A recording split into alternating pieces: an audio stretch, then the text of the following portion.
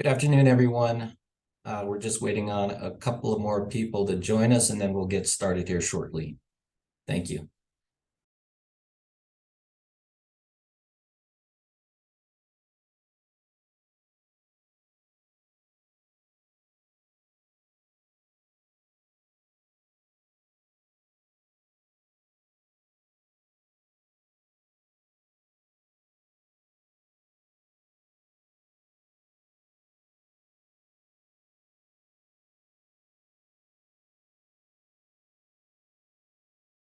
Come up on the corner. Why am I getting you? Why am I getting you?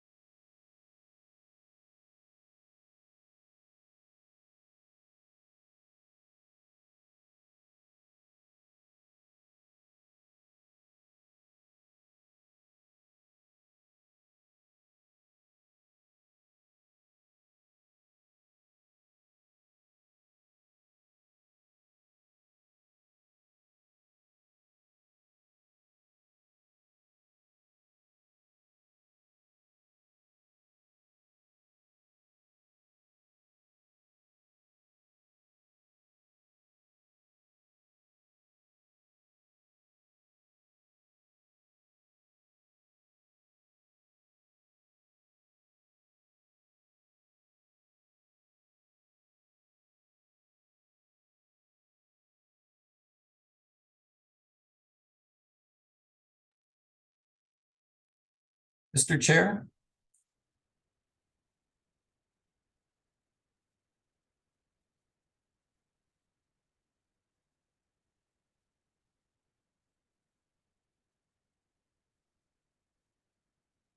Mr. Castro, did you just call me?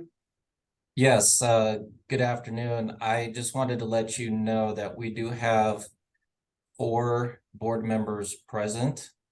We are expecting to have one more attend. Did you want to give them 5 more minutes? It's 10:34. So we're expecting one more, you say? Yes. Well, let's wait that 5 minutes and give them the opportunity to show up. But after 5 minutes, if we have a quorum, we ought to get going. I'll reach out to them, see if I can get a hold of them. Thank you. Okay, very good.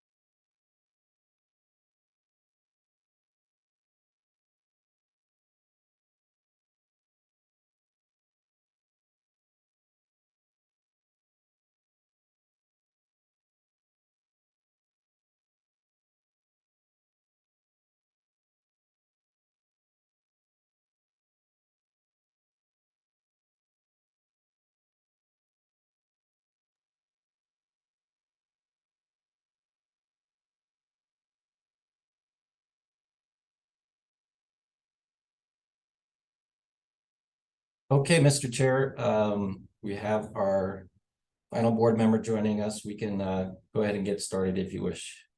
Okay, let's start the study session.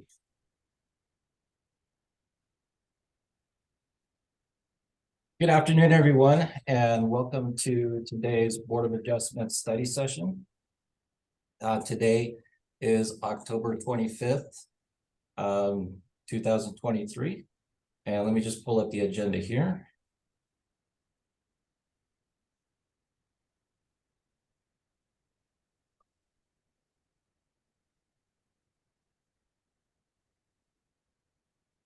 Okay.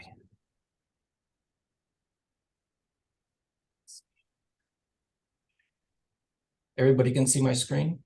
Yes. Okay. All right, so on our study session agenda here, for cases coming up next month, November 29th, we do have 3 cases. First case would be Viega Storage located at 2101 North Oracle Road. And this project is a self-storage business. They're looking at requesting variances to modify the landscaping borders. The second project that we have is 4655 South Mesquite Ranch Road. This is a residential project. They're proposing to construct a storage building, so they are going to be requesting variances to exceed the allowable height for detached storage building and to allow all detached accessory structures that are 200 square feet or greater to exceed 50% of the gross floor area of the residence. And then for the third project we have is 4329 East 14th Street. Again, this is also a residential project. They're proposing to do a garage addition, and they will be requesting reduced setbacks for a front street perimeter yard setback.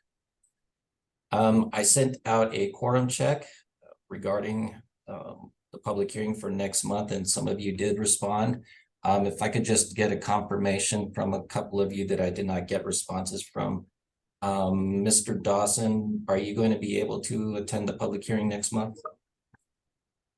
Yes, certainly. Did you ask, oh, I'm sorry, did you ask if I was could perform as chair? I was asking if you will be able to attend the public hearing next month, which is. Oh, yes, I think I sent you, an email saying that I would be there. Okay, thank you.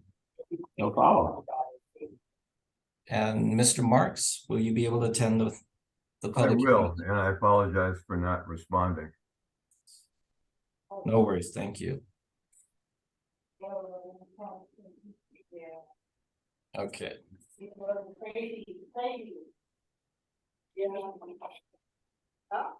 Before we move into discussion of today's cases, there are just a couple of procedural items that I would like to go over at this time. It's staff's recommendation that we look at or we consider taking these cases out of order for the public hearing due to the possibility of the TEP case taking a little longer. We recommend that we take the cases C10-23-08 and C10-23-09 first, and then we will listen to the TEP case last. So that's a recommendation that we are hoping that you can accommodate. That will need to be a motion made on that in order for those cases to be taken out of order. Mark, do we need to take that, make that motion right now, or do we wait till we're in public hearing? That would be during the public hearing. Okay. I think that's a really good idea. The second item I want to go over is just a reminder. This is really for you, Mr. Chair, that you may impose reasonable limitations on the number of speakers for today and the length of testimony. So that is in the board rules, and you do have that option. And then the final item, and this is just so that there's clear communication with this public hearing, because we do have a lot of folks attending. If you wish to address the chair, board members, please be sure to raise your hand if you wish to speak to address the chair. We will try to, staff will try to make sure that we see any hands. We'll make sure that the chair is aware that there's someone that wants to address and speak.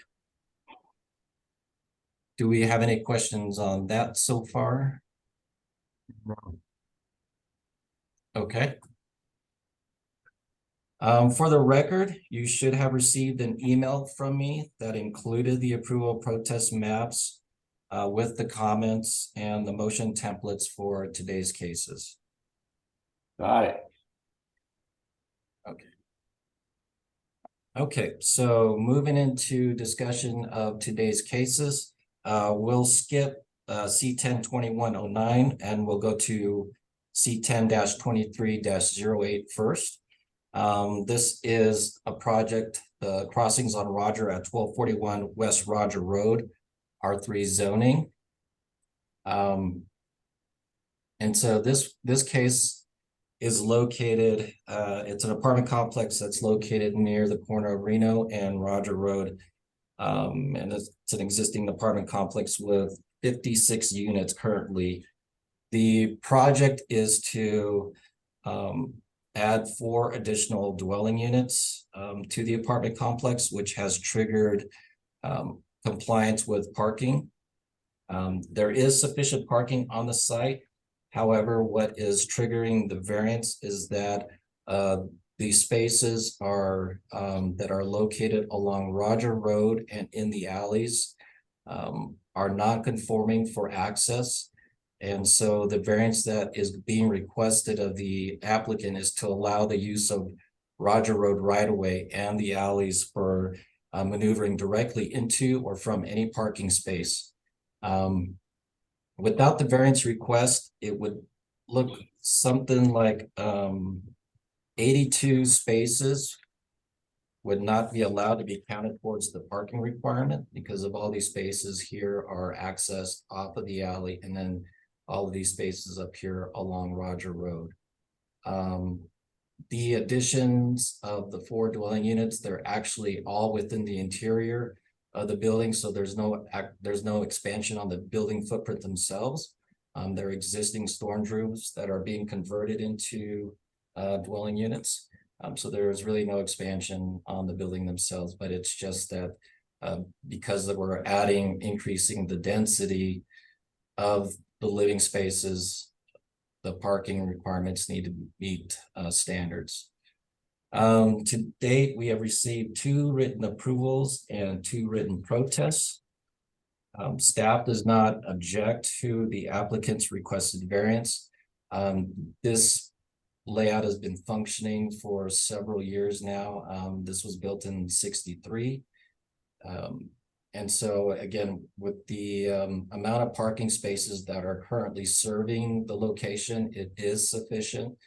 They are meeting the parking requirements. It's just that the maneuvering into and from a parking space does not allow them to count a lot of those spaces towards their parking requirement without a variance. So at this time, I will go ahead and open it up for any questions. Yeah, Mark, just to reiterate, the space that we're talking about, which is storage space to be converted to living quarters, are all within the existing buildings. There's no expansion of the building footprint, correct? That's correct.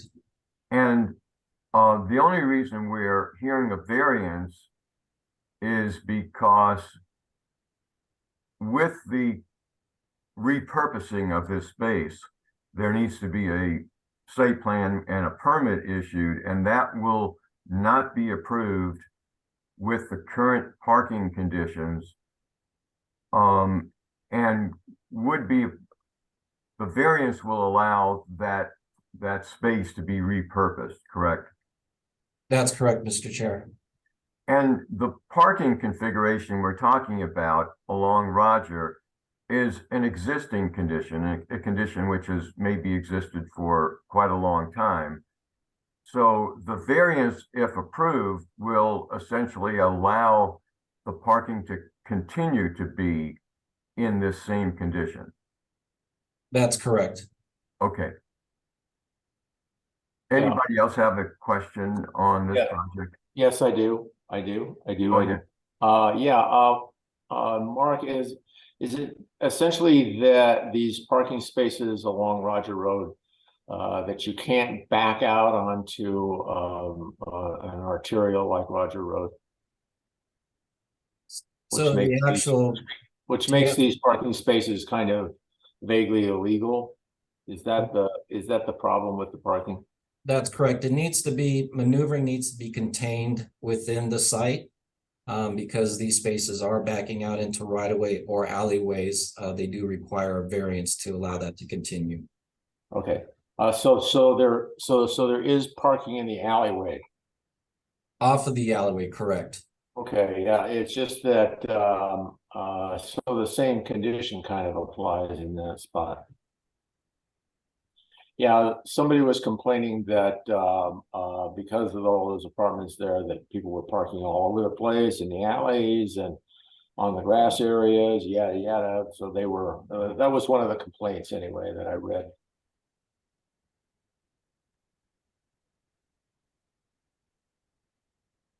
That's the only question I have.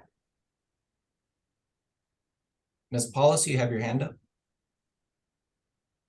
Yes, thank you. I was down there looking at the property, and the maneuvering onto Roger Road doesn't seem to be a problem at all because of the width of the parking area as well as the shoulder on the road. But the alley seemed somewhat substandard in terms of its width. And I just wondered if the alley width is up to code in terms of what would be required for the size, the width of an alley today, as opposed to what was acceptable back when this was built. So to answer your question, Ms. Paulus, the alleys typically by code, if you're going to maneuver into or from a parking space that's off of an alley, it does need to be at least 20 feet wide. In this case, the alley is substandard in size. It's only, I believe, 16 feet. So under the UDC article of 7.4.6.k, that is stated in that section that for an alley to be used, it does need to be 20 feet wide for access. Again, this variance request will allow them to access those parking spaces with a reduced alley width and continue to function as it is.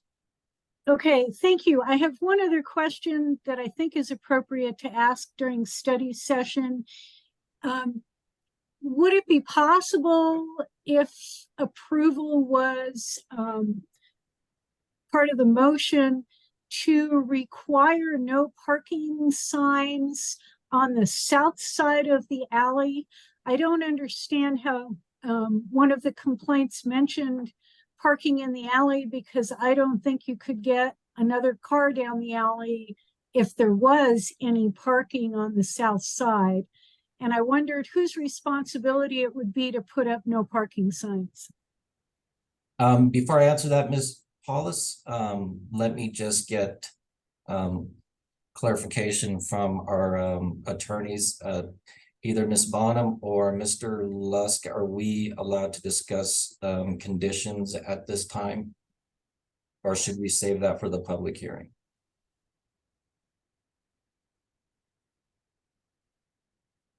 I believe you could discuss this now in terms of asking questions of staff. Okay. Thank you. I'd really just like to know, Mark, who would be responsible for putting up those signs? Would it be the city or would it be the owner of the apartments? That's a great question, Ms. Paulus. So the management or the property owner of the apartment complex would need to reach out to Department of Transportation and Mobility, since they are responsible for alleyways and right of ways. And ask for permission to put signs up. I do believe that Department of Transportation and Mobility can put the signs up for the management company. I think it is that department that would be the one putting the signs up, but the management office would have to request that from Department of Transportation and Mobility to put those signs up and to see if they have any objections to that.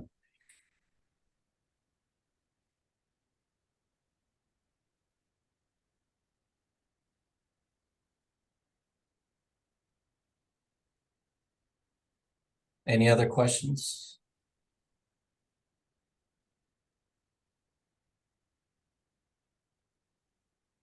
Okay, I'm gonna go ahead and turn it over to my colleague, Mr. Berger, and he'll be talking about the next case.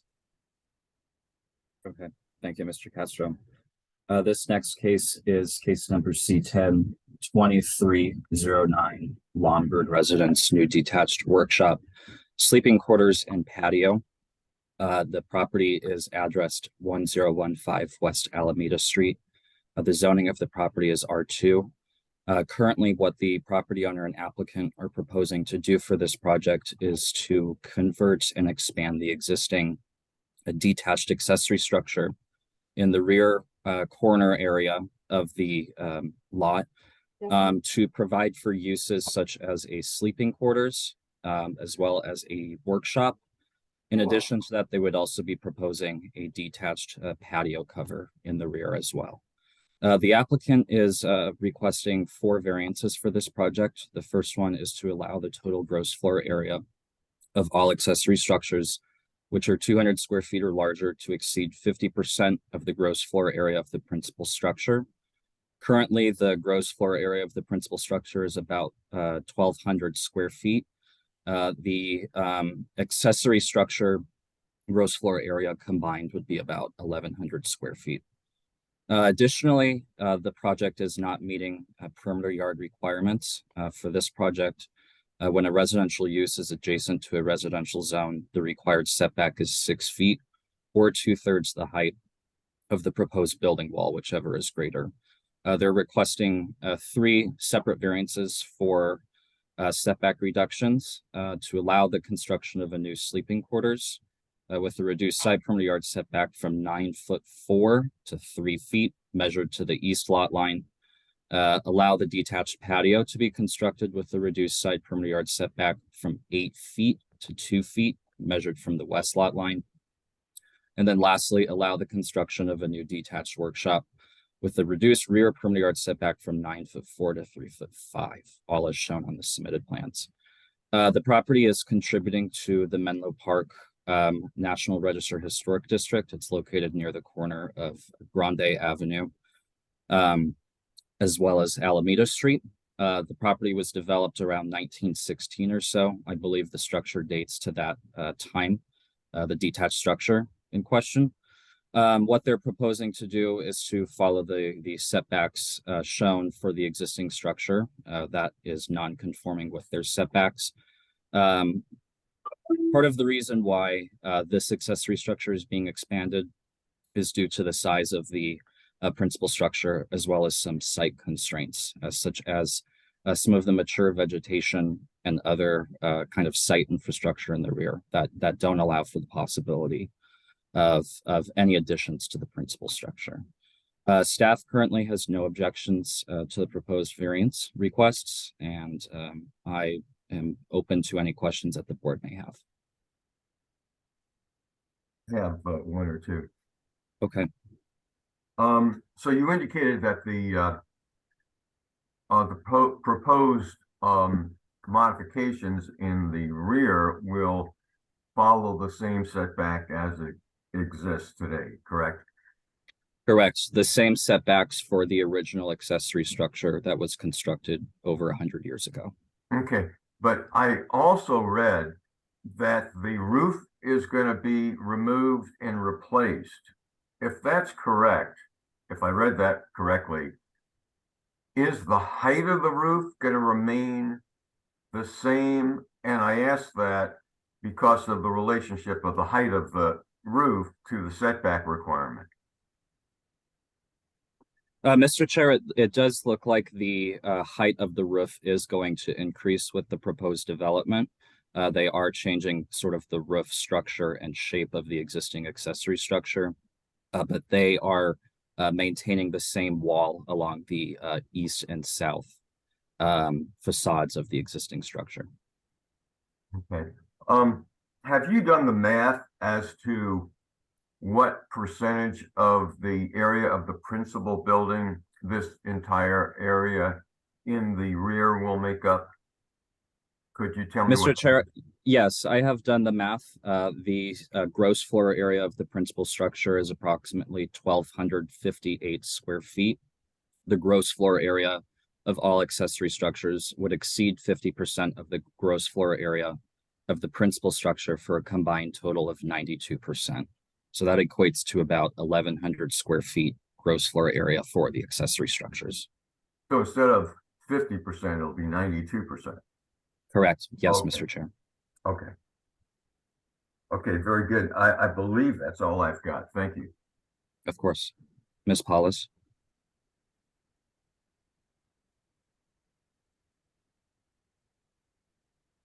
I believe you're muted, Ms. Paulus.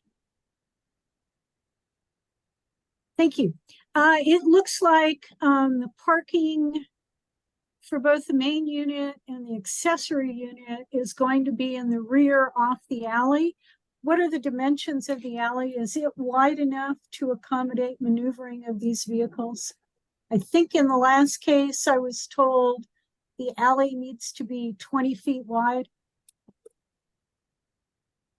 Ms. Paulus, yes, that's correct. Current code standards would require a minimum width of 20 feet for the alley. I currently do not know the width of the alley. It would be either 15 or 20 feet as is typical in these types of subdivisions. But alley access is also typical within the immediate neighborhood for rear parking. So that would not require a variance if it is under 20 feet? For residential projects, we do allow alley maneuverability. Regardless of the width of the alley? As long as the site has principal access off of a street, correct? Not quite sure you answered my question. Okay.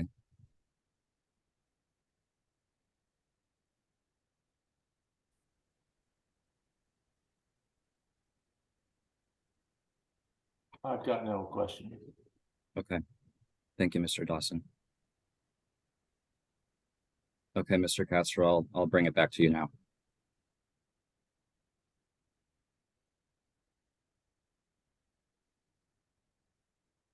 Thank you. Okay.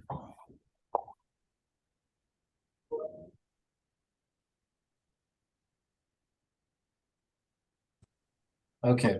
Mr. Chair, Yes, Ms. Hanson. I'd just like to offer a clarification on Ms. Paulus's prior question. The parking off of the rear on that property is already existing, so there's no change to that condition. The variance request is just for the structures themselves and not a change in any of the parking or access that exists today. But it looks like they're changing where the cars are going to be parking on the property. So isn't that considered a change to the parking on the property? If there's existing access, then we would not consider that a change because it doesn't change the impact to the property or to the alley at all if they're shifting it one way or the other in the rear. Okay, thank you. That does clarify. I appreciate it.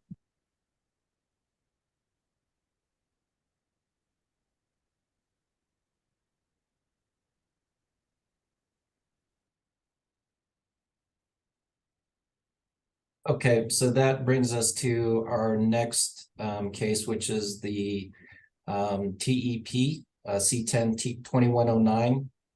Elisa, did you want to discuss this one? Yes, would you mind bringing that presentation back up? Sure. So I believe that this board is familiar with appeals of zoning administrator determinations. We've had a couple in the last year. This one is a little bit different in that it's for a much larger area, and it also was a determination that was written 2 years ago by my predecessor as zoning administrator. The determination at that time that was requested by TEP was whether the city's gateway corridor zone and the undergrounding of utilities was applicable in this case. For reference, I know it's kind of hard to see on the map on your screen, but the stretch of Keno Parkway and Campbell Avenue are all considered gateway corridors within the city's zoning code. And gateway corridors do require new utilities for development on private and on public right of way along gateway routes shall be underground. So that was the context of the original determination. That determination was issued in 2021, and TEP at that time filed an intent to appeal that determination. And the board, acting over a period of time, did extend that appeal request at the request of the applicant. And today we are finally able to hear that request. So on the next slide, you'll be able to just get a refresher of what an actual determination is. Can I Yeah. ask a question to a point you just made, Ms. Hamlin? Mhm. You just spoke to the time that has transpired since the initial determination and then the initial appeal, and that we have continued the matter a couple of times. I recall that. But I also recall that there was some discussion of the reason for the request for continuance. And there was either a statement or an inference that TEP was attempting to find an alternative solution to the situation that was in front of them. And in fact, I recall sort of the sense that while we were going through the continuance process, the hearing may never take place because there was a sort of an expectation that this alternative procedure was going to work its way out. But that obviously hasn't happened. Could you kind of expand on what's happened over the last year or so? Mr. Chair, that is my general understanding, but it's a little bit outside of my wheelhouse. We do have Roy Lusk here from the city attorney's office, and he may wish to contribute to that explanation.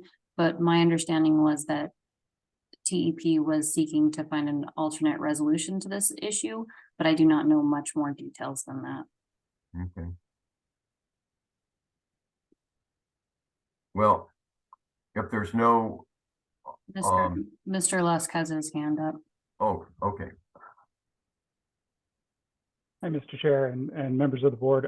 Just to clarify to the chair's question, negotiations have been ongoing between TEP and the city of Tucson along to deal with the undergrounding issue in these routes. Part of that process was to seek a renewal of the franchise agreement in the summer of this last year. That ultimately failed.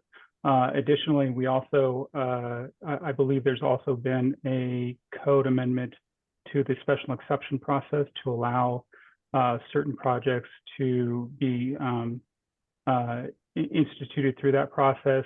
That may or may not, depending on the outcome of that special exception process, allow for overhead utilities in the gateway corridor and scenic corridors. Okay. All right, thank you. Sure. Yeah, I have a question. There seemed to be a lot in all of the various comments and everything that we were reading here with regards to this case. There seemed to be a lot of question about existing versus new service. And can you expand upon that from saying that since the existing service is overhead, then therefore they seem to think that they would be allowed to go ahead and put this overhead because it's existing service. It's simply being upgraded from 1 kilovolt rating to another. And so I'm curious to know how that weighed to the zoning administrator's decision, because it seemed like maybe that he determined that this was new service or it wasn't a new service. I'm not sure what's going on there, or even if that's important. But if you could kind of go with that a little bit, I'd appreciate it. Sorry, yes, sir, Mr. Dawson. I will cover that in just a moment as we dig a little bit more into the actual determination. But real quickly, first, I'd just like to remind the board that a determination from the zoning administrator is set out in the Unified Development Code. The role of the zoning administrator is to determine on a substantive provision of the UDC. That is the question that was asked to my predecessor, and that was the question that was answered. As part of that determination request, the applicant, and in this case it was TEP and their counsel, have to cite a section of the code or a policy that they're requesting a determination or clarification on. So the board at this time, per the UDC, is being asked to either uphold or reverse the determination only. You are not being asked to make decisions on other matters related to this other than the content of the actual determination request, which is included as an attachment to your staff report. The appellant, in this case TEP, is asking for reversal of the determination. Next slide, please. So I know this is a lot of text, but I thought it was very helpful to be able to see the information together on one screen. On the left-hand side of the slide in black is the request or the interpretation of TEP regarding the sections of the code. Namely, they felt that PDSD was being inconsistent and we had not previously determined that the UDC did not require utilities to be underground.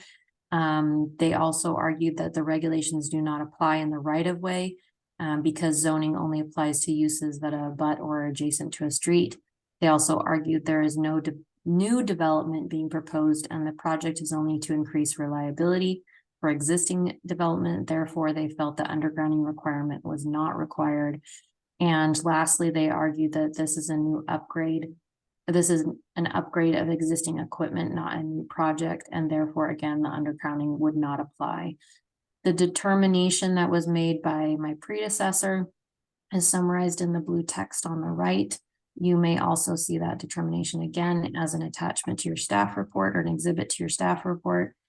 On the first item, there was no formal submittal of plans or a formal determination that was made until the determination request was issued to TEP.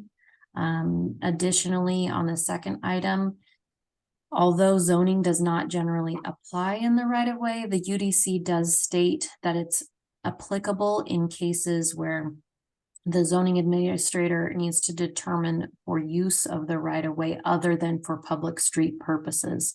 If the right of way is proposed to be used for anything other than a public street purpose, approval by the zoning administrator and the Department of Transportation is required. And the zoning administrator may allow within the right of way uses or structures that are permitted on the property immediately abutting the right of way.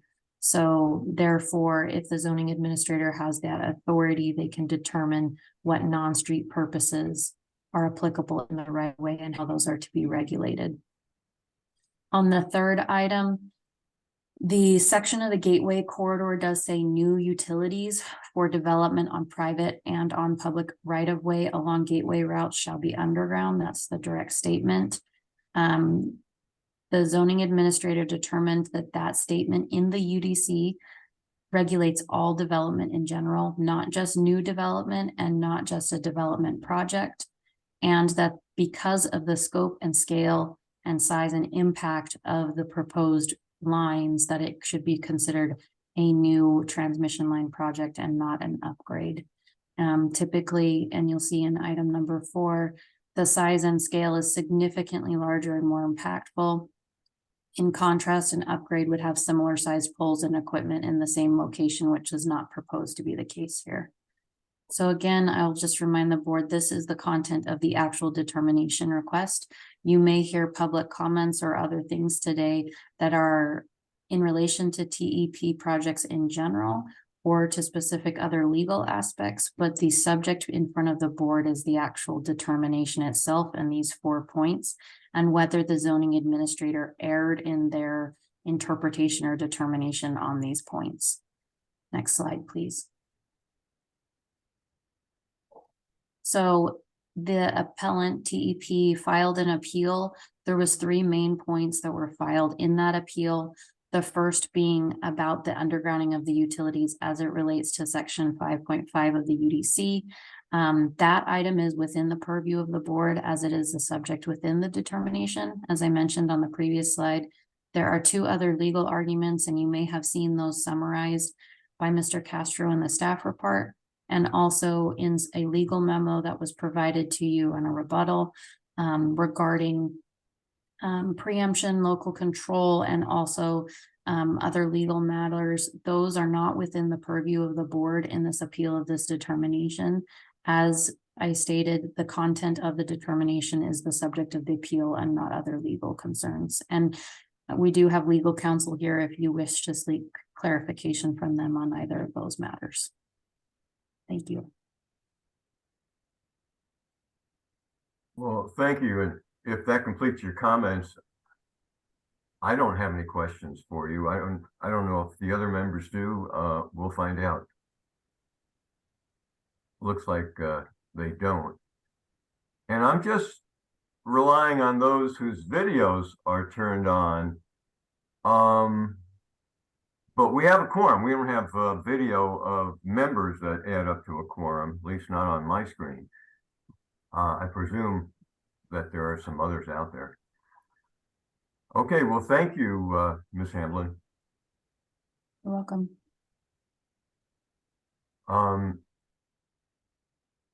Mr. Castro is still there, I presume. I'm still here, Mr. Chair. Okay, good, good. I have a couple of things I wanted to say. I don't know if this is the right time. You have other items you want to deal with at the study session. But if this is the right time, let me just jump into my first, and that is I've been ill. I must sound like I am still ill. I have a bad sore throat that's affecting my speaking. I want to handle the chairman role today, and I expect I'll succeed at that with a little bump here and there. But in the event that I really am having a difficult time doing it, I might ask Mr. Dawson if I could hand the role over to him. But I don't want to do that yet. Not a problem. I'll take over if you need me. Okay, thanks. And then there was a hearing, and I think it was a hearing at our very last meeting where a couple of things happened that concerned me at one level or another. So there's three things that happened. And the first one, Mr. Castro, you seem to address voluntarily on your own, but it's a matter of board members speaking without being recognized. And I just want to say, in order to maintain order during the hearing, I would ask if board members would raise their hands and indicate that they wish to speak. That way, I will recognize them as soon as I am able, and then they can proceed with their comments. That didn't happen exactly at the last hearing. There was a comment made at the last hearing about the time that was being afforded to the third-party speakers. And that the comment was that it wasn't equitable relative to the time granted to the appellant. And I just want to reiterate what I believe the rules are, and that is that we provide the defendant or the petitioner the sufficient time to make his or her case without any firm time limits. And then should there be a few third-party supporters or opponents, speakers, we will urge them to be brief, but we're not going to be rigid unless there is a large number. And then we can impose a time limit, which typically is 3 minutes. So that is the second point I want to make, and you can respond if you feel it appropriate. The third was a decision I made, which on second thought, I really think maybe was a mistake. I allowed a third-party speaker to show a video. And while there might have been some substance to the video, I think by granting that right, we lose control over the management of the hearing. We have no idea how long that video is going to last. And so my thinking is that we, or I, not allow that unless there is a very convincing argument in favor of showing a video on the part of a third party, that being an opponent or a party in favor of a request. And to that third one, I would just ask if you or Ms. Hamblin have any comments in response, and I wouldn't mind hearing comments from the other board members as well. Yeah, I really thought that video presentation was a little bit over the top, particularly since he was really a third party and had no real oar in the water other than he was in favor of whatever was going on there. And so yeah, I would, if we're going to show something like that, then we ought to know what's being shown before we show it. So I would agree with you on that. That was just a little over the top, in my opinion. Okay. Okay, very good. Very good. Mr. Castro, do you have anything you want to add? Ms. Paulus had her hand up. Oh, I'm sorry. I did. Thank you, Mr. Castro. Thank you, Mr. Chair. Mr. Chair, I think you do an excellent job as a whole on guiding us through these meetings. But I do agree, I was a bit disturbed when we were challenged for the amount of time that we gave speakers as opposed to the person who paid to have this case brought before the board. And I felt very uncomfortable being someone who might have been in the audience watching that. I also feel that at the last meeting, we had some significant issues to deal with. And yet when we made the motion, we did not really state the reasons that we felt that that motion should pass. And I feel like that was another failing at the meeting last time. And I think any of us who make a motion, whether it's in support or in opposition, we need to give our reasons for making that motion in the motion so that if our decision is further challenged, that the people who are reviewing the case after us know the reasoning behind why we made the decision that we did. So thank you very much for the job that you do, and I appreciate that you brought these items before us today. Well, thank you. Thank you. And I agree with what you just said. I mean, not the compliments to me, but okay. I think, well, there is one other. Was there another hand? Mr. Lugo. Oh, how Yeah. come? Oh, Yeah, Mr. Chairman, Jesse Lugo. Yeah, we do need to apply the procedure of 3 minute, for the speakers, just like what mayor and council does, because that one person that he just, rambled on, and in fact, he went on for almost 9 minutes, right? Mhm. And so if it would be appreciated if you just limit the speakers to 3 minutes, like that's what we did, from 1917 until the new commissioners, were elected. Okay, okay, thank you, thank you. Okay, I think that is everybody that wanted to say something on that. I actually have one more thing, and I think we really want to wrap it up because we've got to start the public hearing. But I got a letter indicating my term is going to be expiring in December. So is that just an automatic matter that there'll be a replacement, or you must be communicating, or the ward office must be aware of that, I should assume. Is that correct? Mr. Chair, we can discuss that off of at a different time, but Okay. Okay. Yep.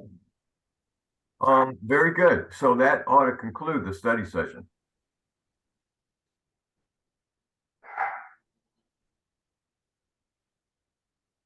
Okay, we'll go ahead and break. We've got about 5 minutes till 1:30, so we'll take a break, short break for 5 minutes.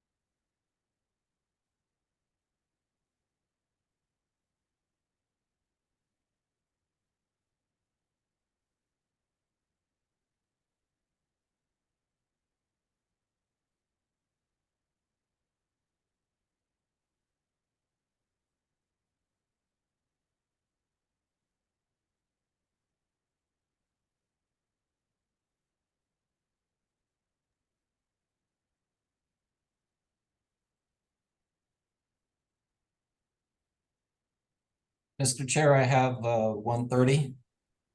We want to get started. Let's get started, and Ms. Hamlin, can we have a roll call, please? Yes, Mr. Chair, 1 second. Michael Marks, Here. Bruce Dawson, Here. Jesse Lugo. Jesse Lugo. Miranda Schubert.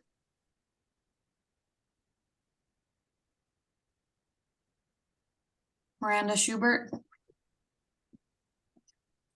Irma Duran.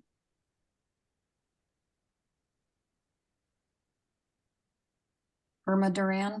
Here, I'm here. Thank you, Irma. Thank Bonnie you. Paulus. Present?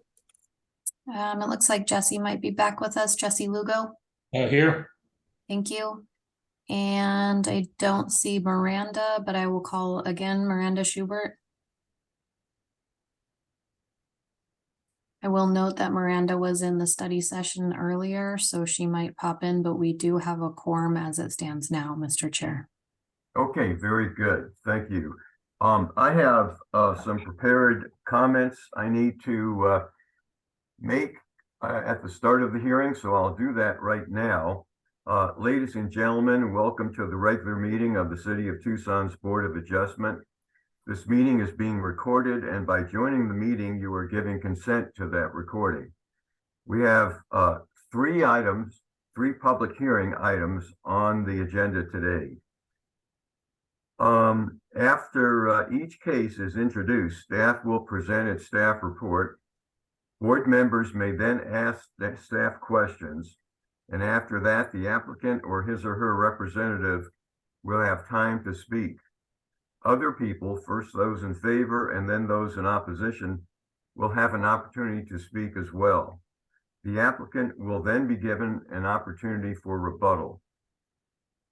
Throughout this period, board members may ask questions of the applicant and other speakers. When all of that testimony is completed, the board will close the public hearing, discuss the matter, and then vote on a motion made and seconded by board members. All of those who wish to speak will be asked to first state their name and address for the record.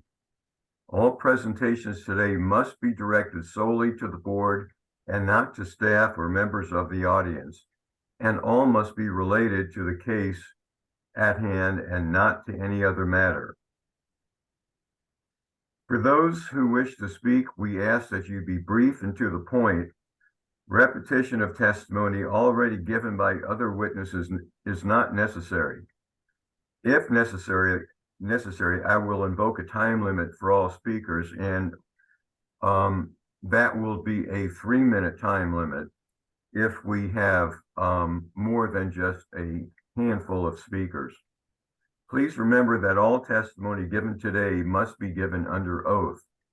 And a reminder, please be sure to mute yourself and turn your camera off unless you are addressing the board. The decision of the Board of Adjustment may be appealed to the Superior Court of Pima County by filing a complaint for special action with the Pima County Superior Clerk's Office within 30 days of the board's decision. For additional information on this filing process, please contact the Superior Court Clerk's Office or an attorney after today's public hearing. At this point, I'd like to ask all city staff members who are planning on speaking today to turn their videos on and to raise their right hands. And do you swear to tell the truth and nothing but the truth? Yes. Yes. Okay, thank you all very much. Let me get the agenda out and have that in front of me. And the one item we need to address at the onset is the order of items. And as indicated before, there are 3 items. The first item is the one that TP is associated with, and the only one of the 3 we've been led to believe that we'll have a significant number of third-party speakers. And therefore, it was recommended that that item be taken out of order and dropped to the last position. Can a board member make a motion to that effect? Yes, Mr. Chair, Bruce Dawson. Yes. I move that the order of the cases be amended to place the C10-21-09 to the end of the meeting as opposed to at the top where it is currently located. Very good. Is there a second to that motion? I'll second that motion. Okay, all those in favor say aye. Aye. All those opposed say nay. With the chair voting aye, the motion passes unanimously. And that takes us to what is called out as item 2, the crossings. And let me turn to Mr. Castro and ask that he present us with the staff report for that case. Thank you, Mr. Chair and members of the board. C10-23-08, the crossings on Roger, 60 on Roger, Delaware by Level Up LLC, located at 1241 West Roger Road, R3 zoning. The applicant's property is an approximately 2.2 acre parcel, zone R3 residential, and is developed with a 2-story apartment complex. The applicant is proposing to convert 4 storage rooms into 4 dwelling units. The applicant is requesting the following variants. 1, allow the use of Roger Road right-of-way and the alleys for maneuvering directly into or from any parking space, all as shown on the submitted plans. In related plan reviews, the engineering section of Planning and Development Services Department has no objection or adverse comments. Planning and Development Services recommendation. Staff has no objection to the applicant's requested variance. It is the opinion of staff that there are special circumstances applicable to the property, that the granting of the variance will not be detrimental to the public welfare or injurious to other property or improvements in the neighborhood which the property is located, and that the variance requested is the minimum necessary to afford relief and the least modification possible of those UDC provisions which are in question. To date, we have received a total of 2 written approvals and 2 written protests. For the record, board members have been provided copies of the letters. Mr. Chair and members of the board, this concludes staff's presentation. I'd be happy to answer any questions. Thank you, Mr. Castro. I don't have any questions. They were all answered in the study session. But let me ask, are there any other board members that have, and I see Ms. Paulus's hand is up. So Ms. Paulus. Thank you, Mr. Chair. I'd like to ask staff, I know the answer to this question, but I'd like to put it on the record. The applicant is proposing to increase the number of units from 56 to 60 units. Is the current parking sufficient under the UDC to accommodate all 60 units?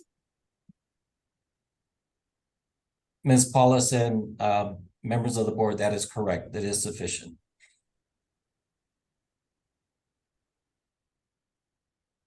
Are there any other questions from the board members? Nope. Hearing none, let me turn to the petitioner and ask him or her to identify him or herself and then to be prepared to be sworn in. Hi, I'm Ken Kasuji. I live in Scottsdale. Okay, would you raise your right hand? And do you swear to tell the truth, nothing but the truth? Yes. And can you give us your address for the record?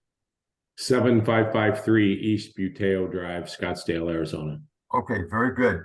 And why don't you proceed with your comments? So we are essentially taking 4 large storage units, about 500 square feet each, and we want to convert them to living space. We've had submitted the plans, they've gone through the process, And the request from the city was to convert these legal non-conforming spaces that have been used since the property was built in the early 60s, just to make them legal conforming, and then be able to ideally go ahead and complete that and add essentially 4 affordable housing units to the community. Okay. That's the gist of it. Okay, let me ask you one question. Have you spoken with the transportation department, and have you talked about the safety issues relative to allowing the continuance of the parking along Roger Road? So that has not been brought up, but it's the same parking that has existed since, I think, 1963. And so far, the best of my knowledge, we've never had any issue with that property in regards to parking along the road. Okay, all right. Any other members have any questions at this point? Ms. Polis? Yes, thank you, Mr. Chair. Mr. Kasoji, in your application for this variance, you stated that your units that you are creating new are affordable units. Can you tell me what the rent will be for those units? So the rent for those units is going to be, there's one that's roughly 400 square feet. It's going to be about, I think, $750, $800, I think, max. And then the other ones are about 515 square feet. And those are planning to be, you know, in the 900 range or low 900. Okay. They're not, Thank you. they're not, you know, they're not $2,000 a month units or anything like that. Yeah. Okay. I have one more question for you. When I went by to look at the area, I had read the protests and supports for your request.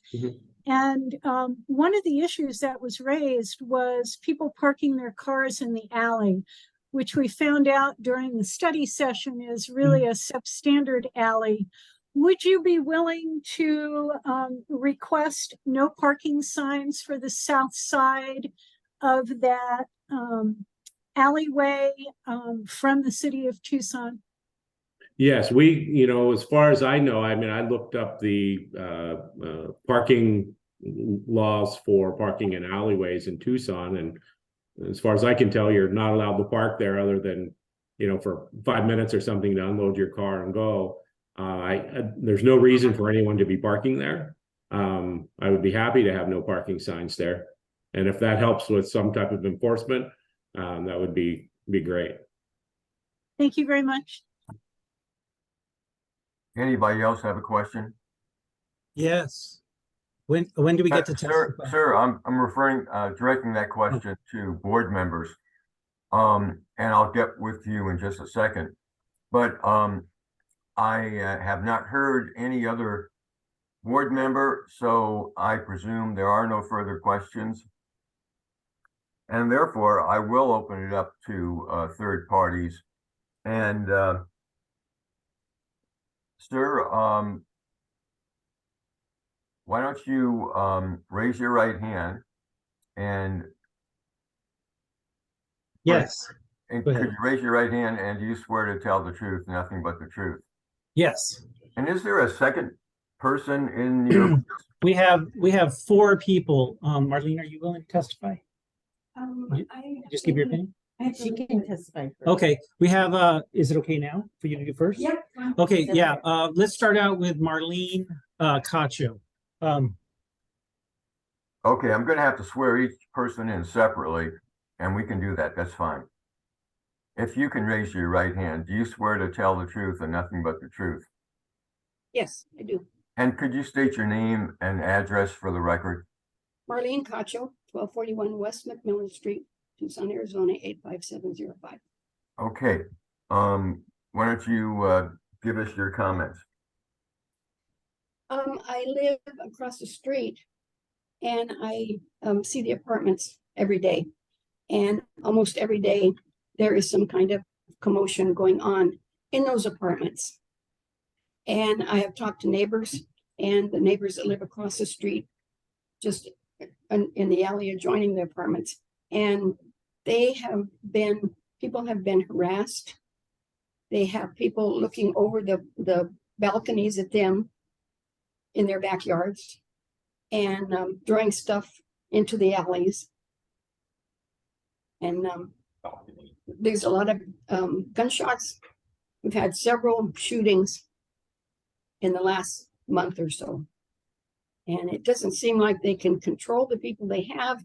And I don't think that they need any more residents there. Well, I appreciate Also- your comments, but do you have any comments that are directed specifically at the request for a variance that's before us today? They have parking on both sides, and it's not that large parking. And if they take up parking area and they add tenants in there, they're going to be parking on the streets. And it's not going to be good because there's apartments on the other side. And so there's a lot of traffic, a lot of people parking there on the streets rather than in the parking area. All right. And I walk down that alley and it's not very pleasant. There are people. So am I allowed to speak or Oh, after? no, not yet. No, we're gonna take this in an orderly manner and we're just gonna go through all the third-party speakers at this point. Okay. So ma'am, if that's all you have to say, and I appreciate your comments, we'll move to another person within the room that's in your room right now. Yeah, so do you swear to tell the truth, nothing but the truth? Yes, my name is Kevin Daly. I live at 1518 West Fort Lowell, Tucson, Arizona, 85705, and I'm the Flowing Wells Neighborhood Association president. Okay, what are your comments? So I'm speaking on behalf of the Neighborhood Association. You're incorrect about the number of protests you have. You have 11 that were submitted yesterday, and you have another one submitted today by the Neighborhood Association. The fundamental issue here is this property. We don't support a variance to expand an existing property that's already got significant issues. The parking situation, as the owner has brought up, is a 1960s parking situation that is no longer acceptable now. And now the owner is suggesting making it worse by removing more parking. If you look, can I share a screen? You can. Okay, I'm going to share a screen. This property was not meant to be expanded. Not meant to be what? Expanded. Oh. I'm trying to figure out how to share the screen. Here we go. Oh, it says host disabled participant screen sharing. Can you No, we don't. allow me? We don't see the screen. You can go ahead and try it, Mr. Daly. Okay, now I can. Okay. So let's see, here we go.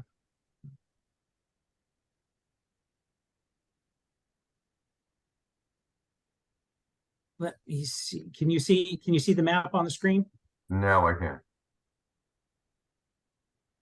Okay. Just a second. You had it.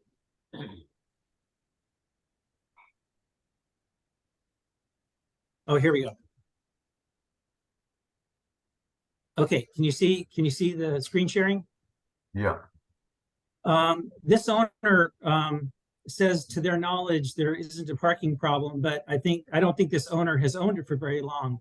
I don't have that information, but I assume that this is a fairly recent owner. I knew the previous owner. Anyway, you can see that the parking, the cars have to back out onto Roger Road. Removing this side parking or any parking here is not in the best interest of the neighborhood and not in the interest of public safety. In addition to that, I would like to bring up several things about this property being a nuisance. Let me find points.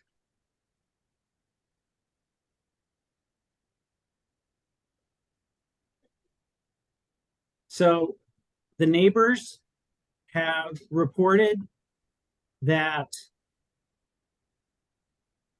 number one, calls for police service to this property. We verified this is numbered 6 since August. There were 2 discharges of firearms at this property, one on October 17th and one earlier in October. Beginning of August. Oh, About the 15th or something. About the 15th of August. Somebody was shot. Yeah, let me. Oh, let me just somebody was actually interrupt if I shot. can. I don't want to minimize that issue at all, but that is really relevant to some other body and maybe the police department.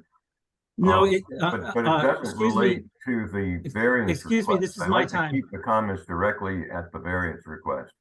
This is relevant, Mr. Chairman. It's relevant because we are arguing that if the problem has existing problems, adding units is not in the public interest. Okay, go ahead. The neighbors report significant noise and people arguing at all times of night and other disruptions to the quality of life in the neighborhood. The alley, which is a substandard alley, we all agree, is already a problem with residents or others. And removing parking and making changes and adding more people is not in the public interest. Some residents are reporting retaliation for someone throwing human waste and broken glass for reporting suspected drug use. Some residents have been observed carrying open firearms, particularly at night. Parking at this complex is already, as I said, not adequate. So removing it will make it worse. And the parking situation, as I said, on Roger Road is not in any way compliant with today's standards. Thank you. Thank you. Is there anybody else in your room that is going to? Yes, we have two others. And did you get my comment about the fact that there have been at least 11 additional or at least 11 protests filed? I did hear that. Thank you. Okay, who's going to be speaking next? My name is William Donis. I reside at 13. Could you raise your right hand first, and you swear to tell the truth, nothing but the truth? I do. Okay, and then if you would repeat your name and address for the record. Yes, my name is William Joseph Donis, D-O-N-I-S.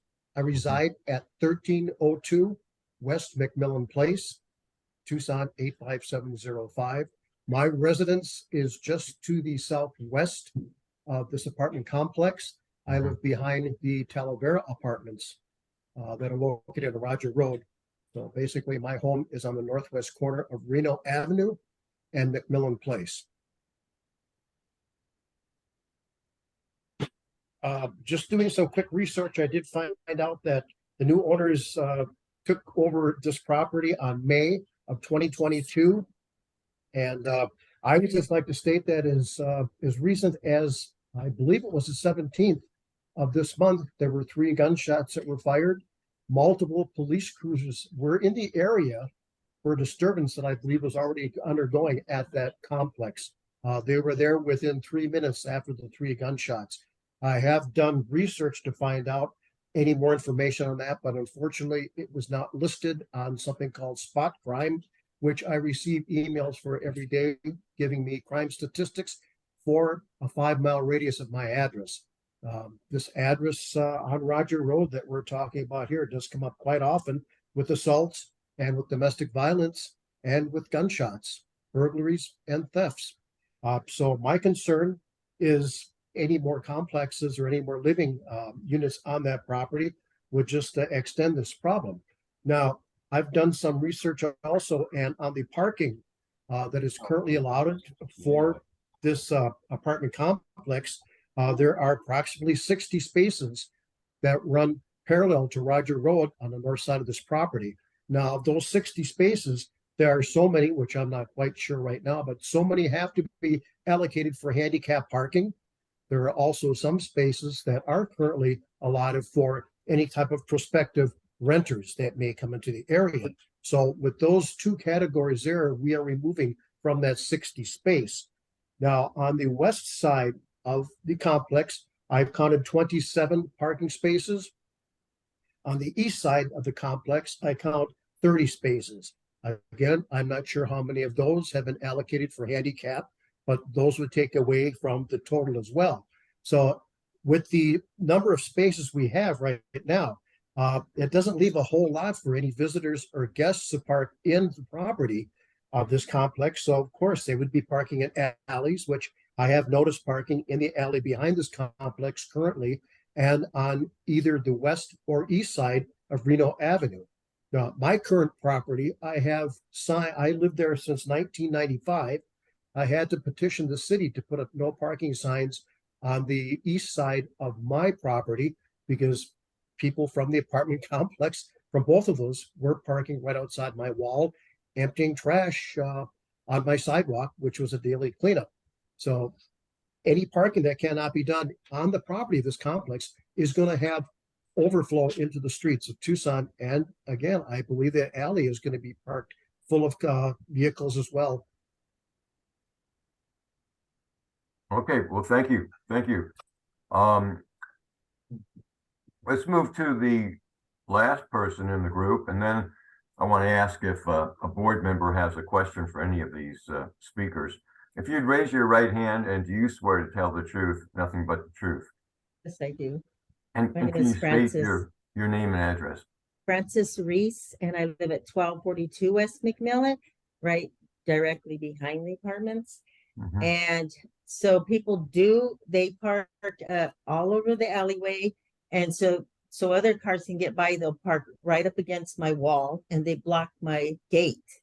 And I run a state daycare through my home through Child and Family Resources and DES.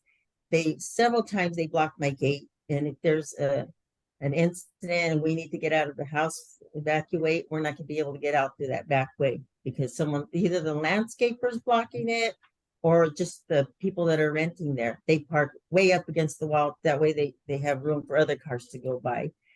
And so I've had problems and I've gone into the office and to talk to the manager there. And I had a problem one time with the children they were shooting paintballs all over my yard and into my pool. And I went in there to talk to her and she told me to get out. And I told her, you're not going to listen to what I have to say? And she said, no, get out. And she was throwing me out of the office. And then I went back in and I told her, you know what, I'm calling code enforcement because they had the swimming pool had been green for 2 weeks. So I called code enforcement. They sent somebody, out to clean the pool within a week. And the people that came to clean the pool threw all the sand up against my wall and threw all, their material, whatever. And we had to call them. She told me that I had to call the company that went by, the company that did the work to come clean it because they weren't going to clean it. So I did. And just a couple of days ago, they threw a bucket of paint against my wall. The maintenance people, they threw paint on my wall. But it's just constant trouble with the people that are there already. So I'm afraid that if they bring more people in, it's going to be more trouble. And besides the parking, there's no room for parking. There's right now, as it is, they barely have room for parking. So they'll be coming around and parking in our neighborhood. That's about it. Well, thank you. Thank you. I appreciate it. Does that add up to everybody in your room? Did you have something? Yes, sir. If I may, I just, this is William Donis once again. One thing I did not mention with the 27 parking spaces on the west side of the apartment complex and the 30 spaces on the east side, how many of those will not be available because of the units that are going to be placed at each of those parking lots. Now, that's one thing I have not been able to figure out, depending on the size and square We'll footage. of get the to that. We'll clarify that. Okay, because that will remove some of the 27 and some of the 30, which is gonna really hamper it quite much there. Thank you.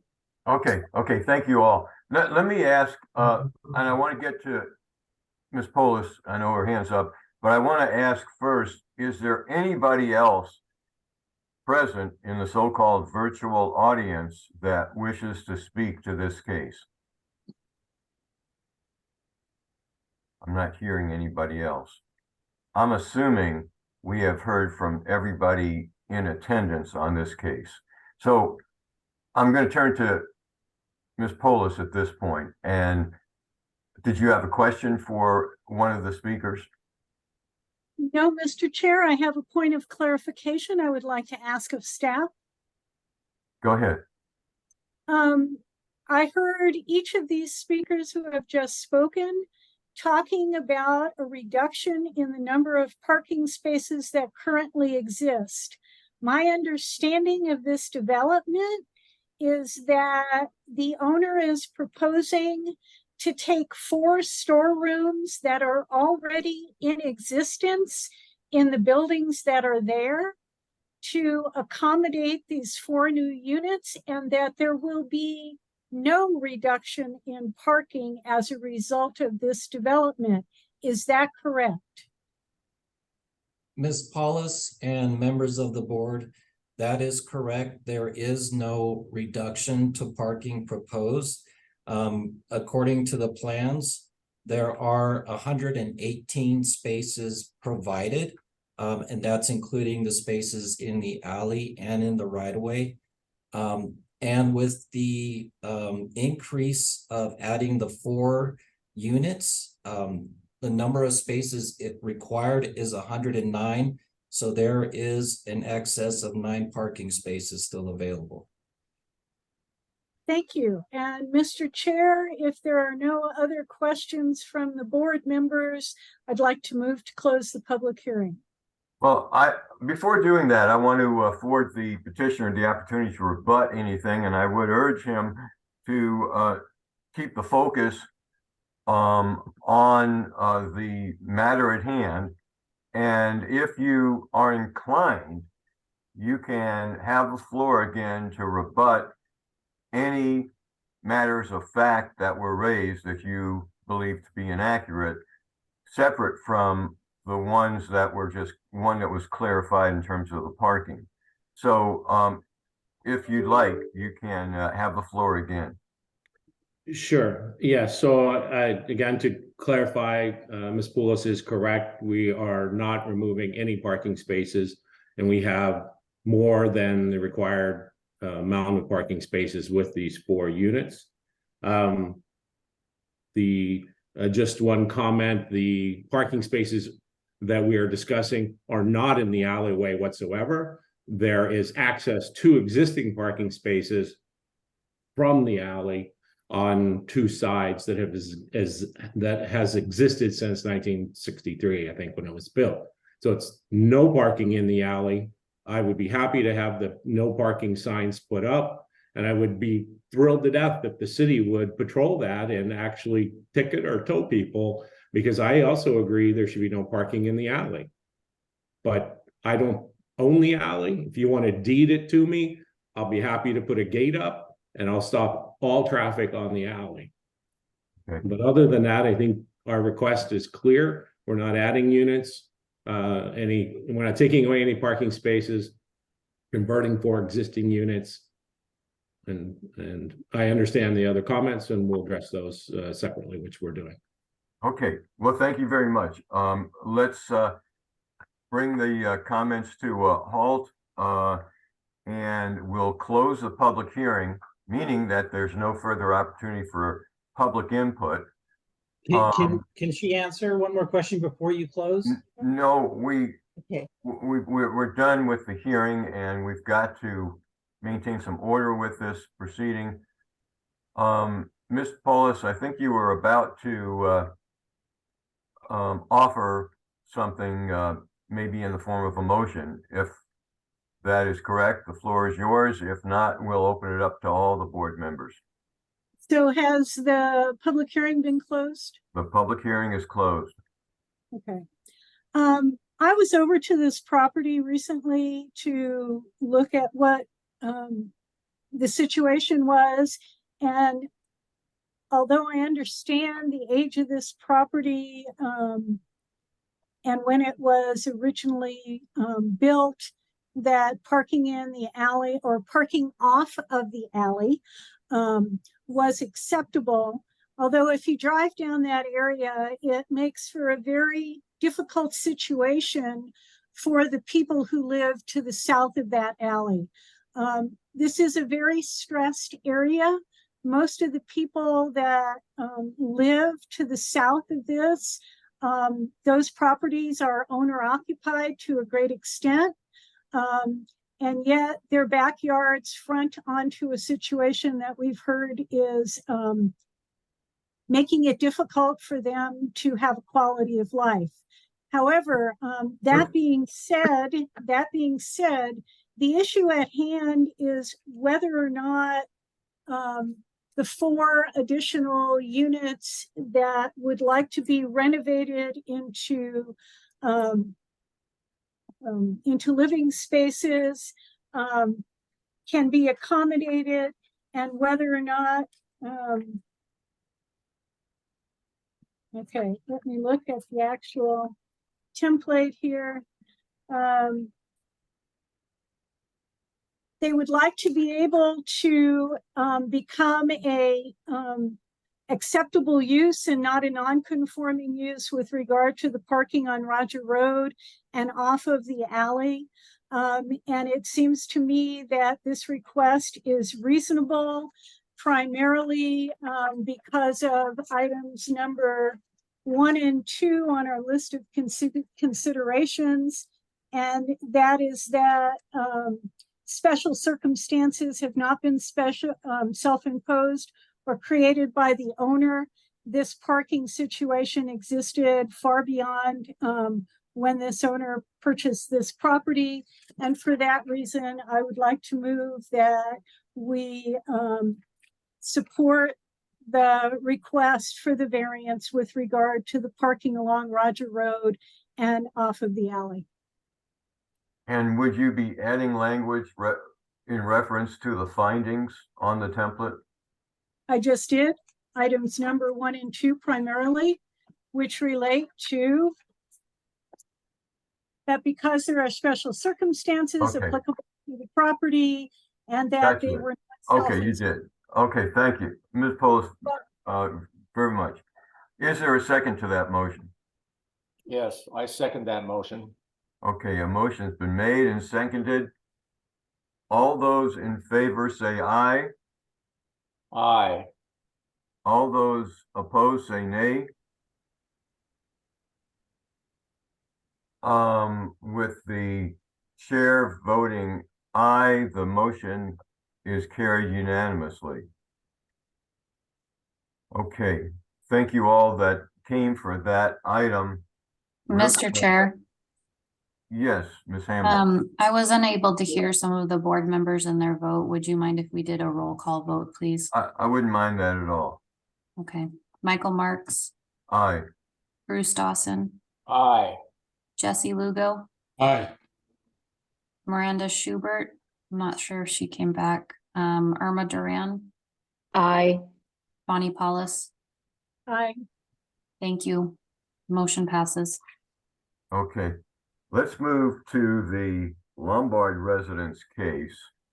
Mr. Berger, you want to give us the staff report? Yes, Mr. Chair. Mr. Chair and members of the board, C-10-2309, Lombard Residence, new detached workshop, sleeping quarters and patio. The applicant is Rafe Copeland, the address 1015 West Alameda Street, R2 zoning. The applicant's property is an approximately 8,992 square foot lot zoned R2 residential and is developed with a single family residence and a detached accessory structure. The applicant is proposing to convert as well as enlarge the existing detached accessory structure into a new workshop and sleeping quarters, as well as construct a new detached patio. The applicant's request to the board. The applicant is requesting the following variances. 1, allow the total gross floor area of all accessory structures 200 square feet or larger to exceed 50% of the gross floor area of the principal structure. 2, allow the construction of a new detached sleeping quarters with a reduced side perimeter yard setback from 9 feet 4 inches to 3 feet as measured from the east lot line.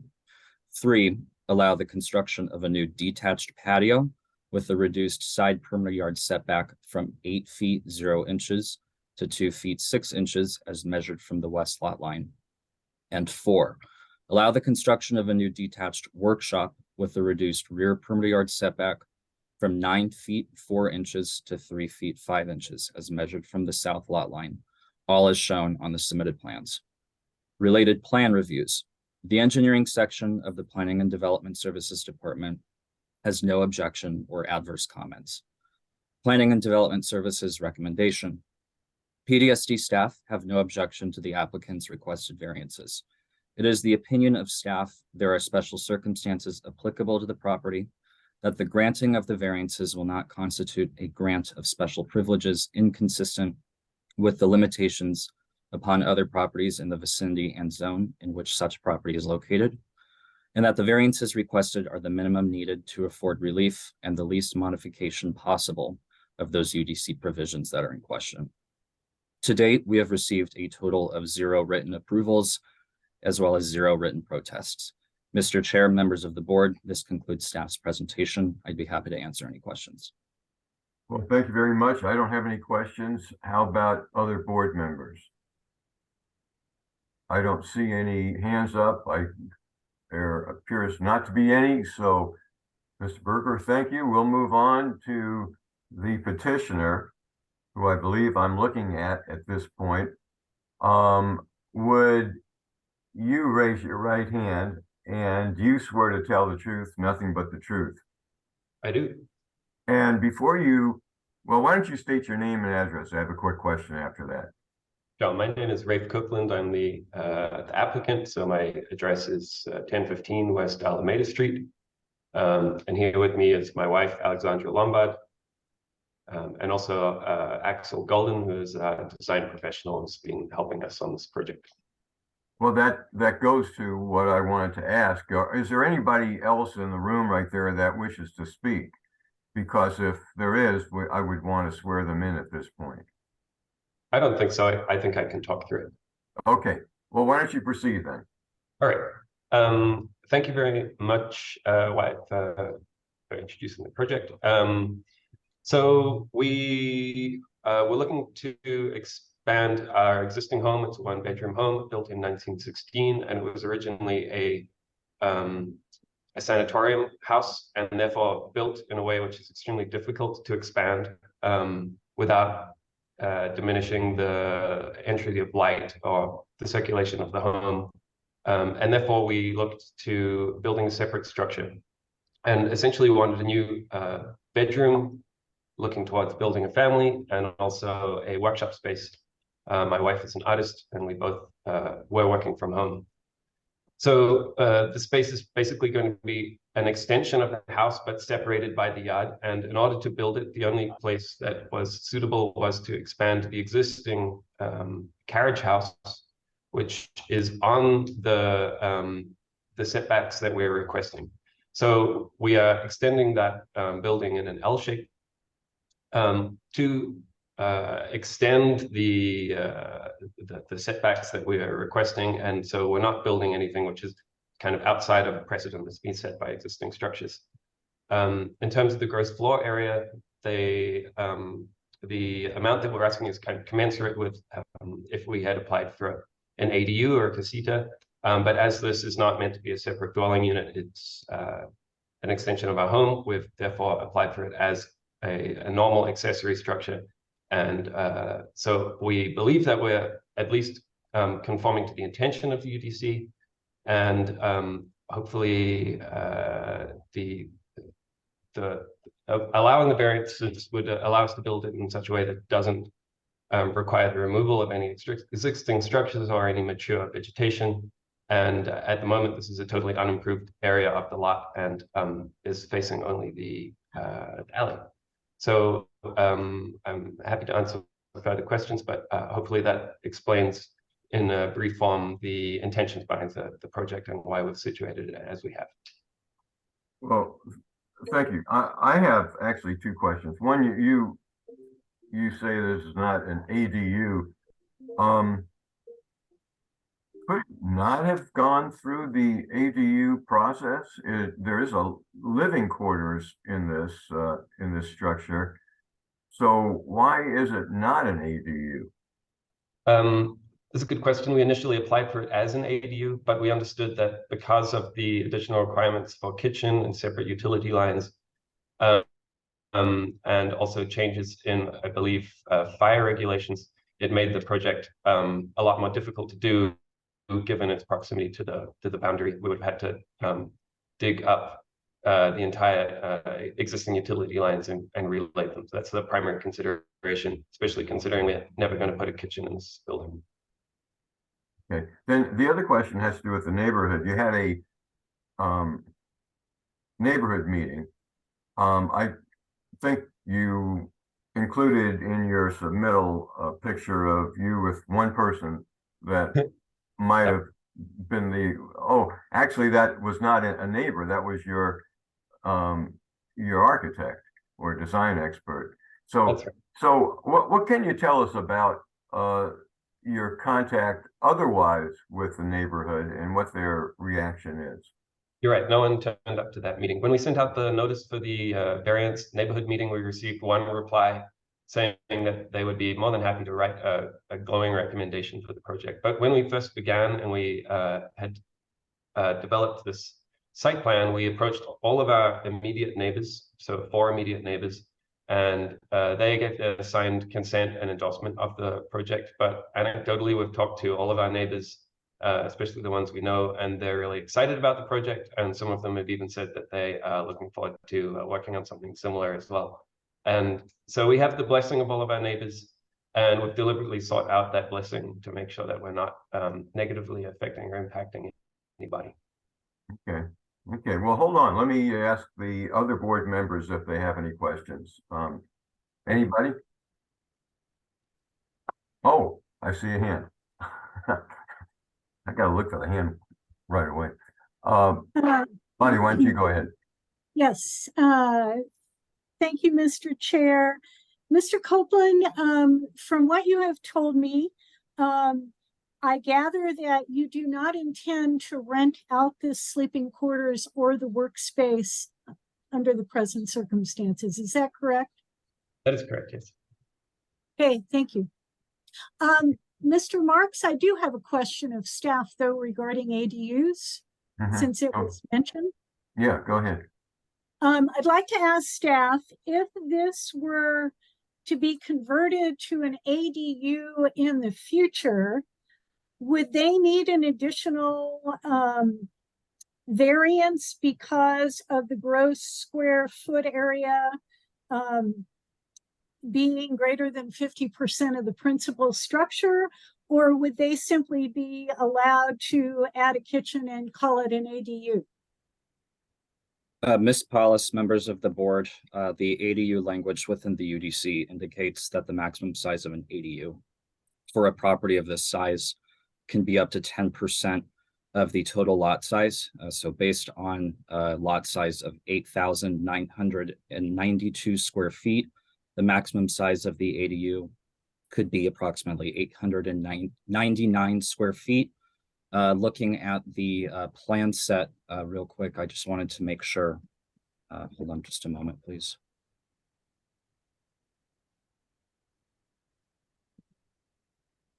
The size of the sleeping quarters exceeds that requirement of 10%.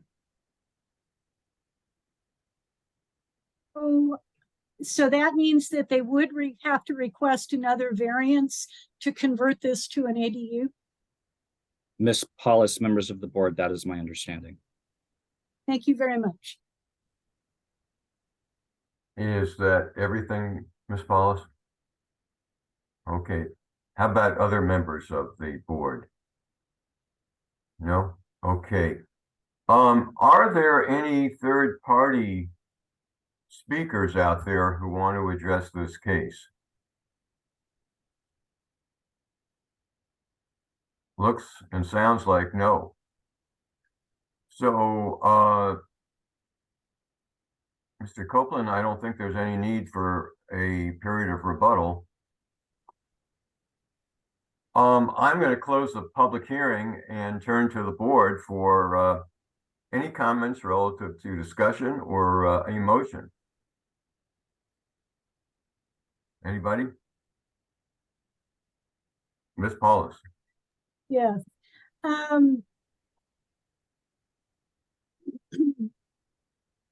Based on the information that we've given, the fact that this is a historic, that this area is within the historic register, and the applicant is proposing to rehabilitate the historic structure that was once a carriage house in order to be able to do this.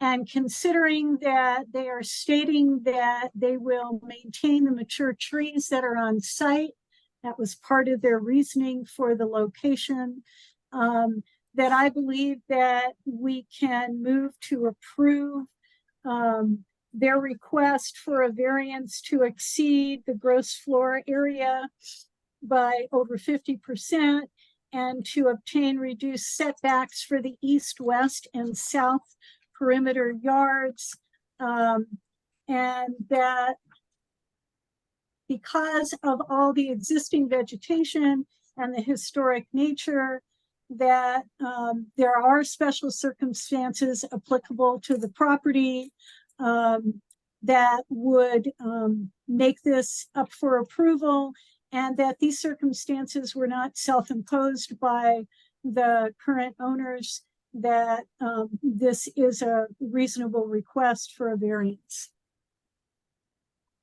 Very good. Thank you. Is there a second to that motion? I second the motion. Okay, a motion's been made and seconded. Why don't we go directly to a roll call just to avoid any possible confusion? Ms. Hamlin, can you do that? Yes, sir. Michael Marks, Aye. Bruce Dawson, Aye. Jesse Lugo, Aye. Miranda Schubert, Irma Duran, Aye. Bonnie Paulus. Aye. Motion passes. Very good. Thank you. Mr. Copeland, good luck to you. Thank you all very much. Okay, we're going to move on to the last item on the agenda.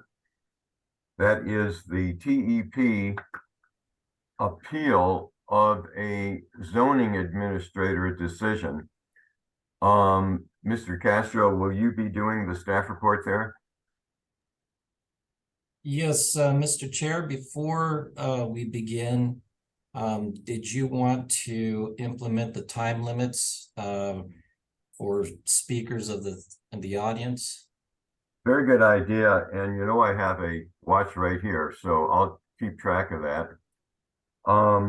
We will impose a 3-minute time limit to all the third-party speakers.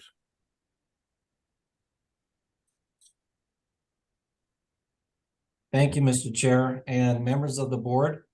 Our final case for today is C10-21-09, Tucson Electric Power, Keno to DeMoss Petrie 138 kilovolt transmission line project. TEP is appealing the zoning administrator determination, activity number T21SA00285, issued on August 25th, 2021, relating to the city's application of the undergrounding of utilities within a gateway corridor zone.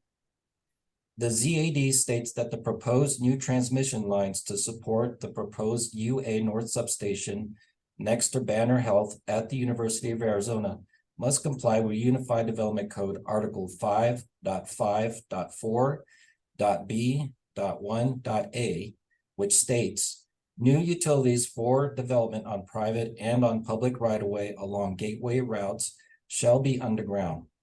TEP contends that the replacement and improvement of the 46 kilovolt electrical system with the 138 kilovolt transmission system is an upgrade that is expressly permitted by the UDC to remain overhead, and that the city is prevented by legal doctrines of preemption and estoppel from requiring TEP to underground the upgraded facilities.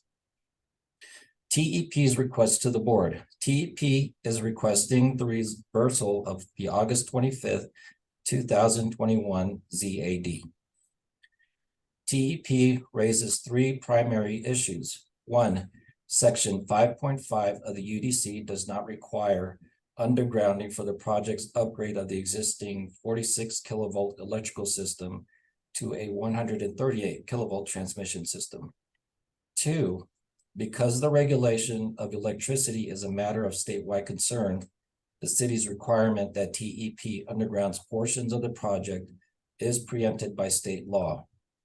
And three, the city is stopped from enforcing the underground requirement by its prior assurances that TEP could upgrade its existing 46 kilovolt system on overhead power poles to a 138 kilovolt transmission system on overhead power poles. To clarify, only issue one is within the purview of the board to consider. Planning and Development Services recommendation. PDSD recommends upholding the ZAD.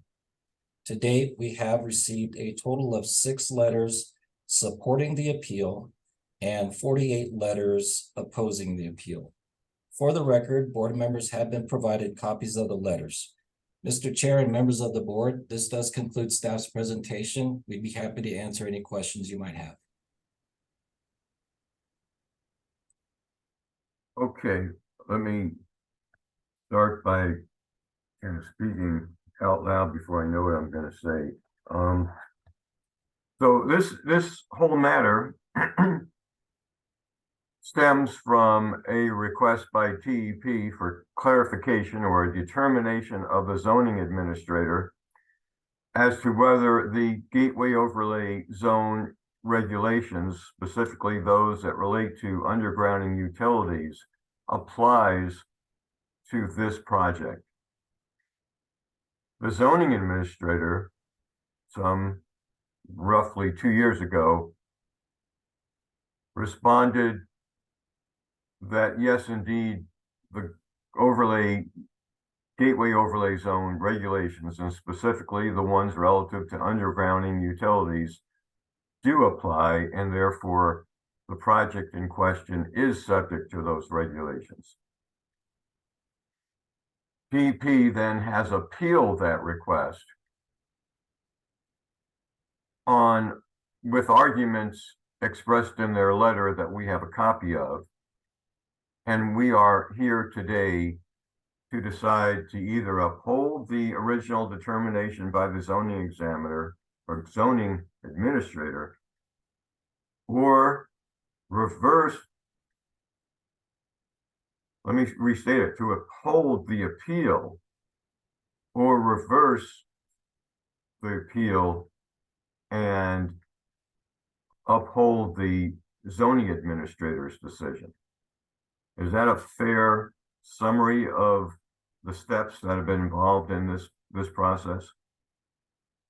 Mr. Chair and members of the board, just to clarify, the matter before the board and determining is whether the TEP is either requesting reversal of the August 25th, 2021 ZAD. And so the board has, before the board, they could either determine whether to uphold the zoning administrator's determination or reverse that. Okay, and we have received recent documents from the city attorney's office, which argues in favor of the zoning administrator's decision.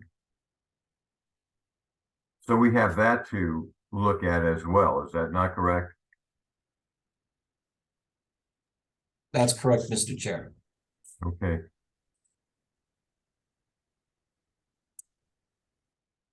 Well, I may have questions for you as this case unfolds, as well as I may have questions for the city attorney's office representative. But for the time being, I think I'm done with any questions. Let me turn to the other board members and ask if they have any questions. I don't hear anything. I don't see any little hands up there, so I'm assuming there are no questions. So I will turn to the petitioner or petitioner's representative at this point. Can he or she identify his or herself? I see a video. Okay. And hopefully you hear sound too. Yes, I do. Everything works. And I am going to ask you to raise your right hand. And do you swear to tell the truth, nothing but the truth? I do.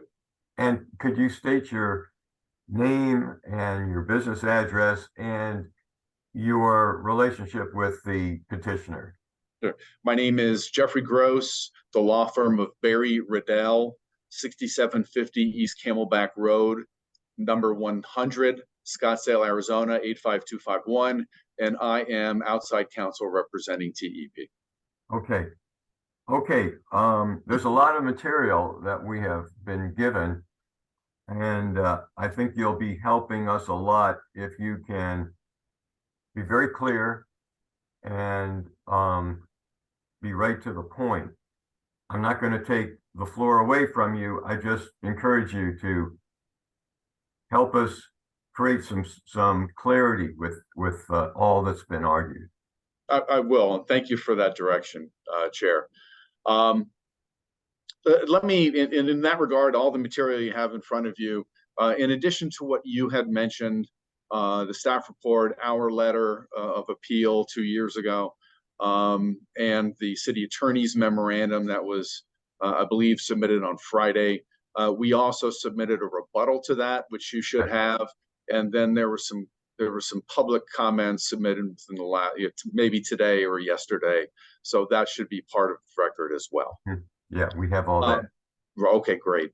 And with regard to, and I think mentioned in the study session about this being 2 years old, that the appeal was filed 2 years ago.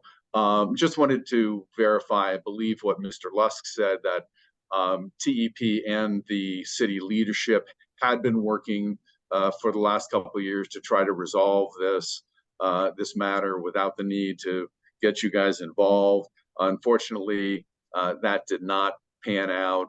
The election on the new charter or the new franchise failed, and we are now, TEP is now in a position where we have to move forward with the project, and so that's why we're here today. Okay. Let me clarify one thing again about why we're here today. TEP is not claiming that all electric lines within a gateway corridor zone need to be underground. There are distribution lines, and I'll explain that in a little bit, but there are distribution lines that go from the transmission lines to the homes, to the businesses, that will be undergrounded. That's not the issue. The issue is whether the 138 kV line, which is a transmission line that goes between substations, in this case from Keno to the DeMoss Petrie, which I'll call the DMP substation, whether that line needs to be undergrounded. One, under the terms of the UDC that Ms. Hamblin showed you in the study session. Two, based on the city's conduct and theories of estoppel, and then three, based on a legal theory of preemption. Now, Mr. Castro mentioned that only one of them is in front of you. Under Arizona law, this board is a quasi-judicial body that does have jurisdiction to decide Legal issues. If you choose not to, that's of course your prerogative, your discretion. But I just want to make sure that those issues are in front of you for purposes of at least exhausting TEP's administrative remedies and allowing that decision to be made. Again, your discretion to make it or not. Mr. Castro, can you put up the PowerPoint on the screen that I provided you this morning? Sure, I can do that, Mr. Gross. I also granted you permission, so you could do that yourself if you'd like, but I can also certainly put it up. That's risky. Okay. If it's okay with you, Mr. Castro, I'm just going to ask you to move from slide to slides, unless I can figure it out really easily. Absolutely, I can take care of that for you, sir. Just one moment. Okay, just let me know. Can you see my screen now?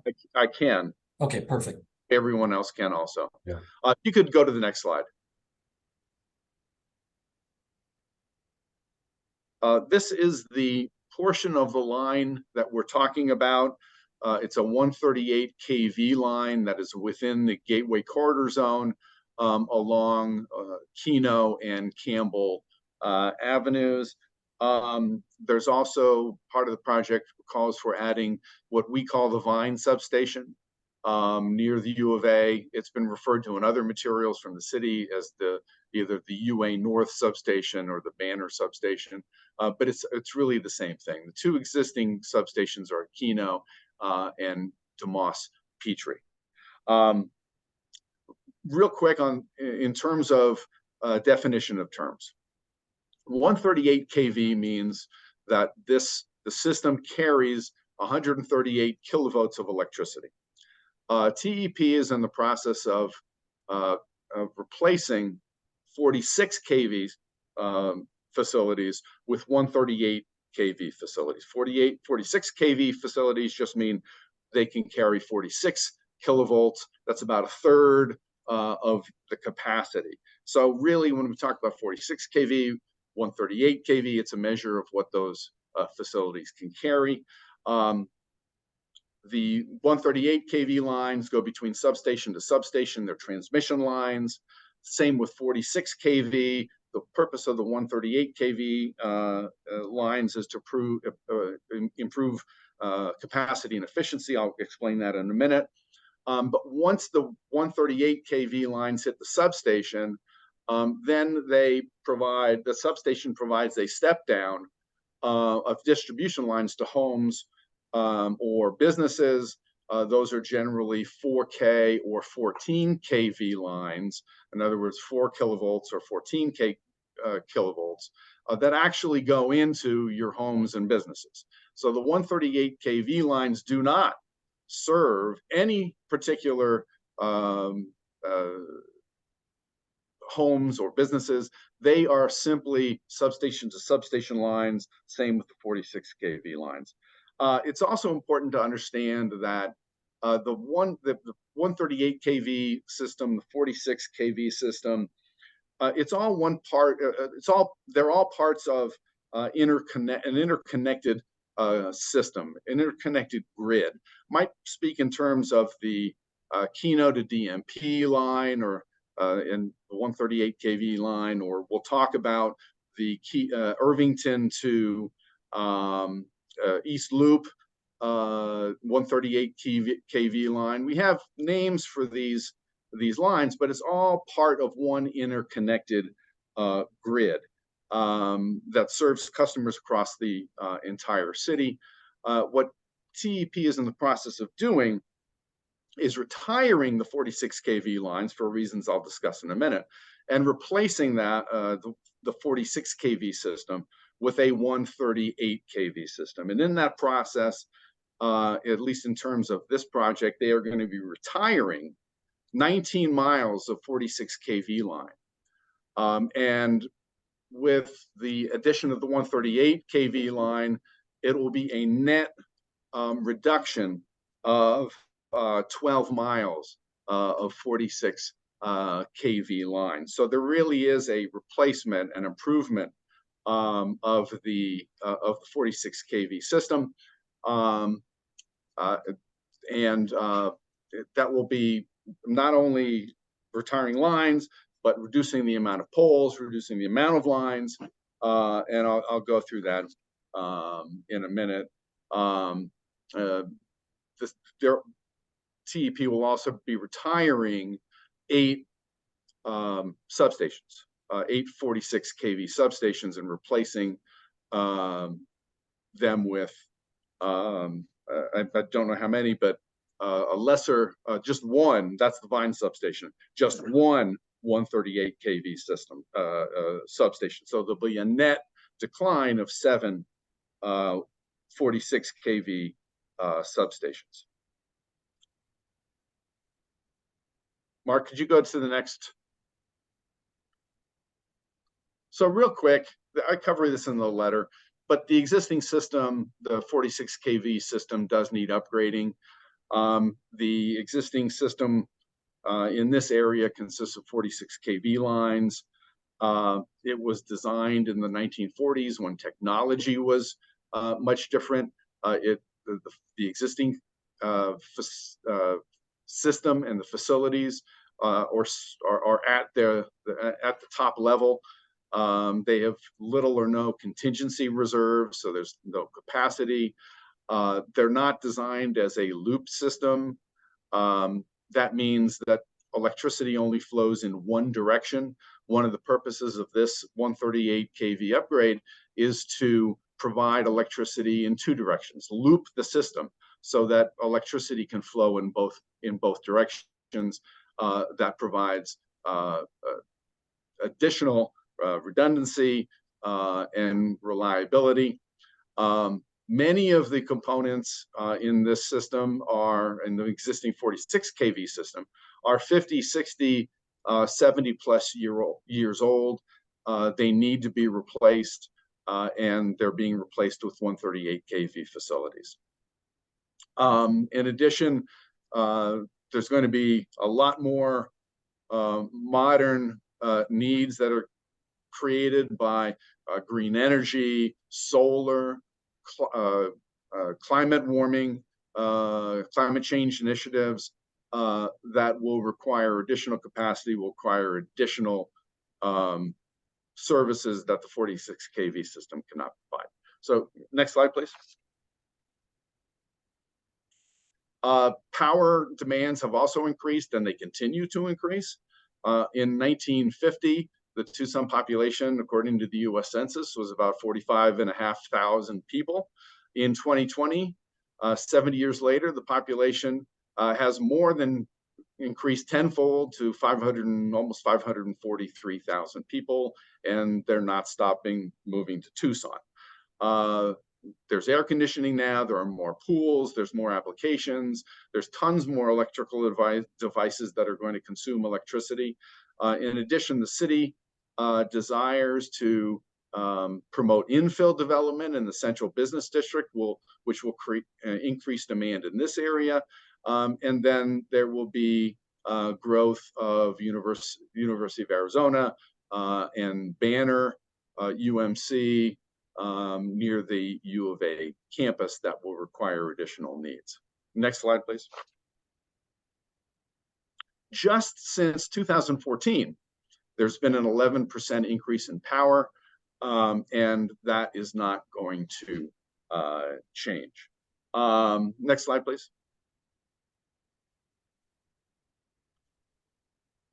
Benefits of the upgrade. Again, this is a system as a whole. We can't view this strictly as one line. It serves everyone in the city of Tucson because of this interconnected nature of the system. System's only as strong as its weakest part, and this will allow the TEP to provide more reliable and adequate power to everyone. You can view the upgrade in this in context of this case sort of like a highway improvement project. ADOT is in the middle of expanding I-10. They're adding lanes. They're widening the footprint. They're adding off ramps, improving off ramps, overpasses. They might add frontage roads. They might add sound walls. All this increases the efficiency of the highway. It also increases the efficiency of the roadway system generally by allowing additional capacity in I-10, additional capacity over the overpasses. It just makes the entire system more efficient. It's not a new highway, it's still I-10, but it is an upgrade to the highway. And that is what TEP is doing here. In comparison to increasing the efficiency, improving the service to the community in general, undergrounding this line will only benefit a few in an affluent area by eliminating views of lines and poles.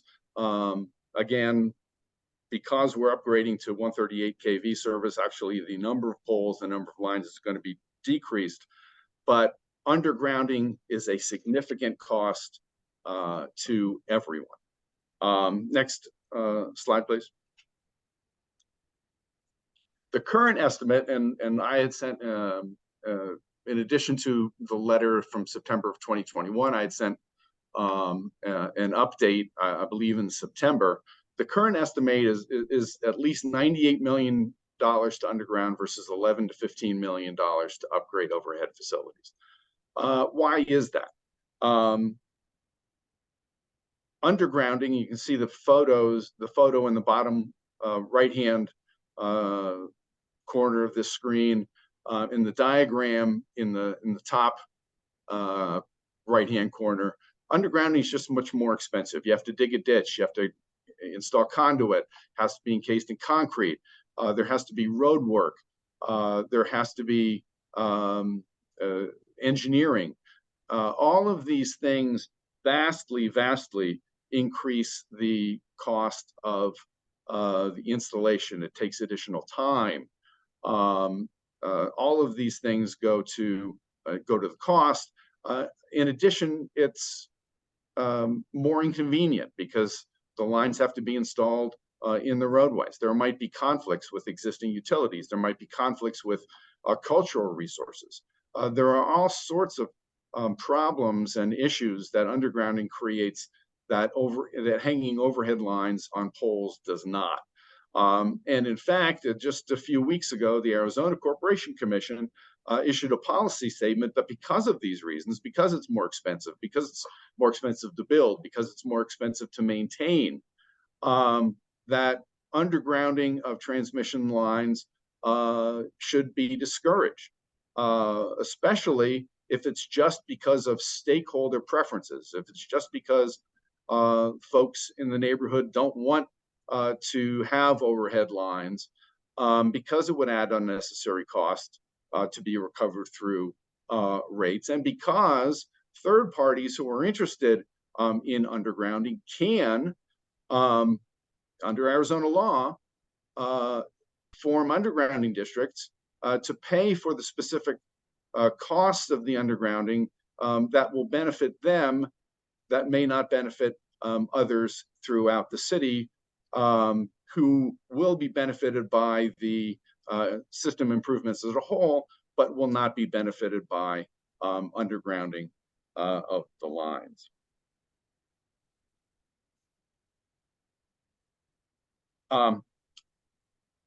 Next slide, please. So it's important to understand how we got here. I tried to walk you through that in the 2021 letter. Let me try to, as the chairman said, focus this a little bit and be more direct. In 2018 and 2019, TEP began a process to upgrade portions of the 46 kV system to 138 kV service.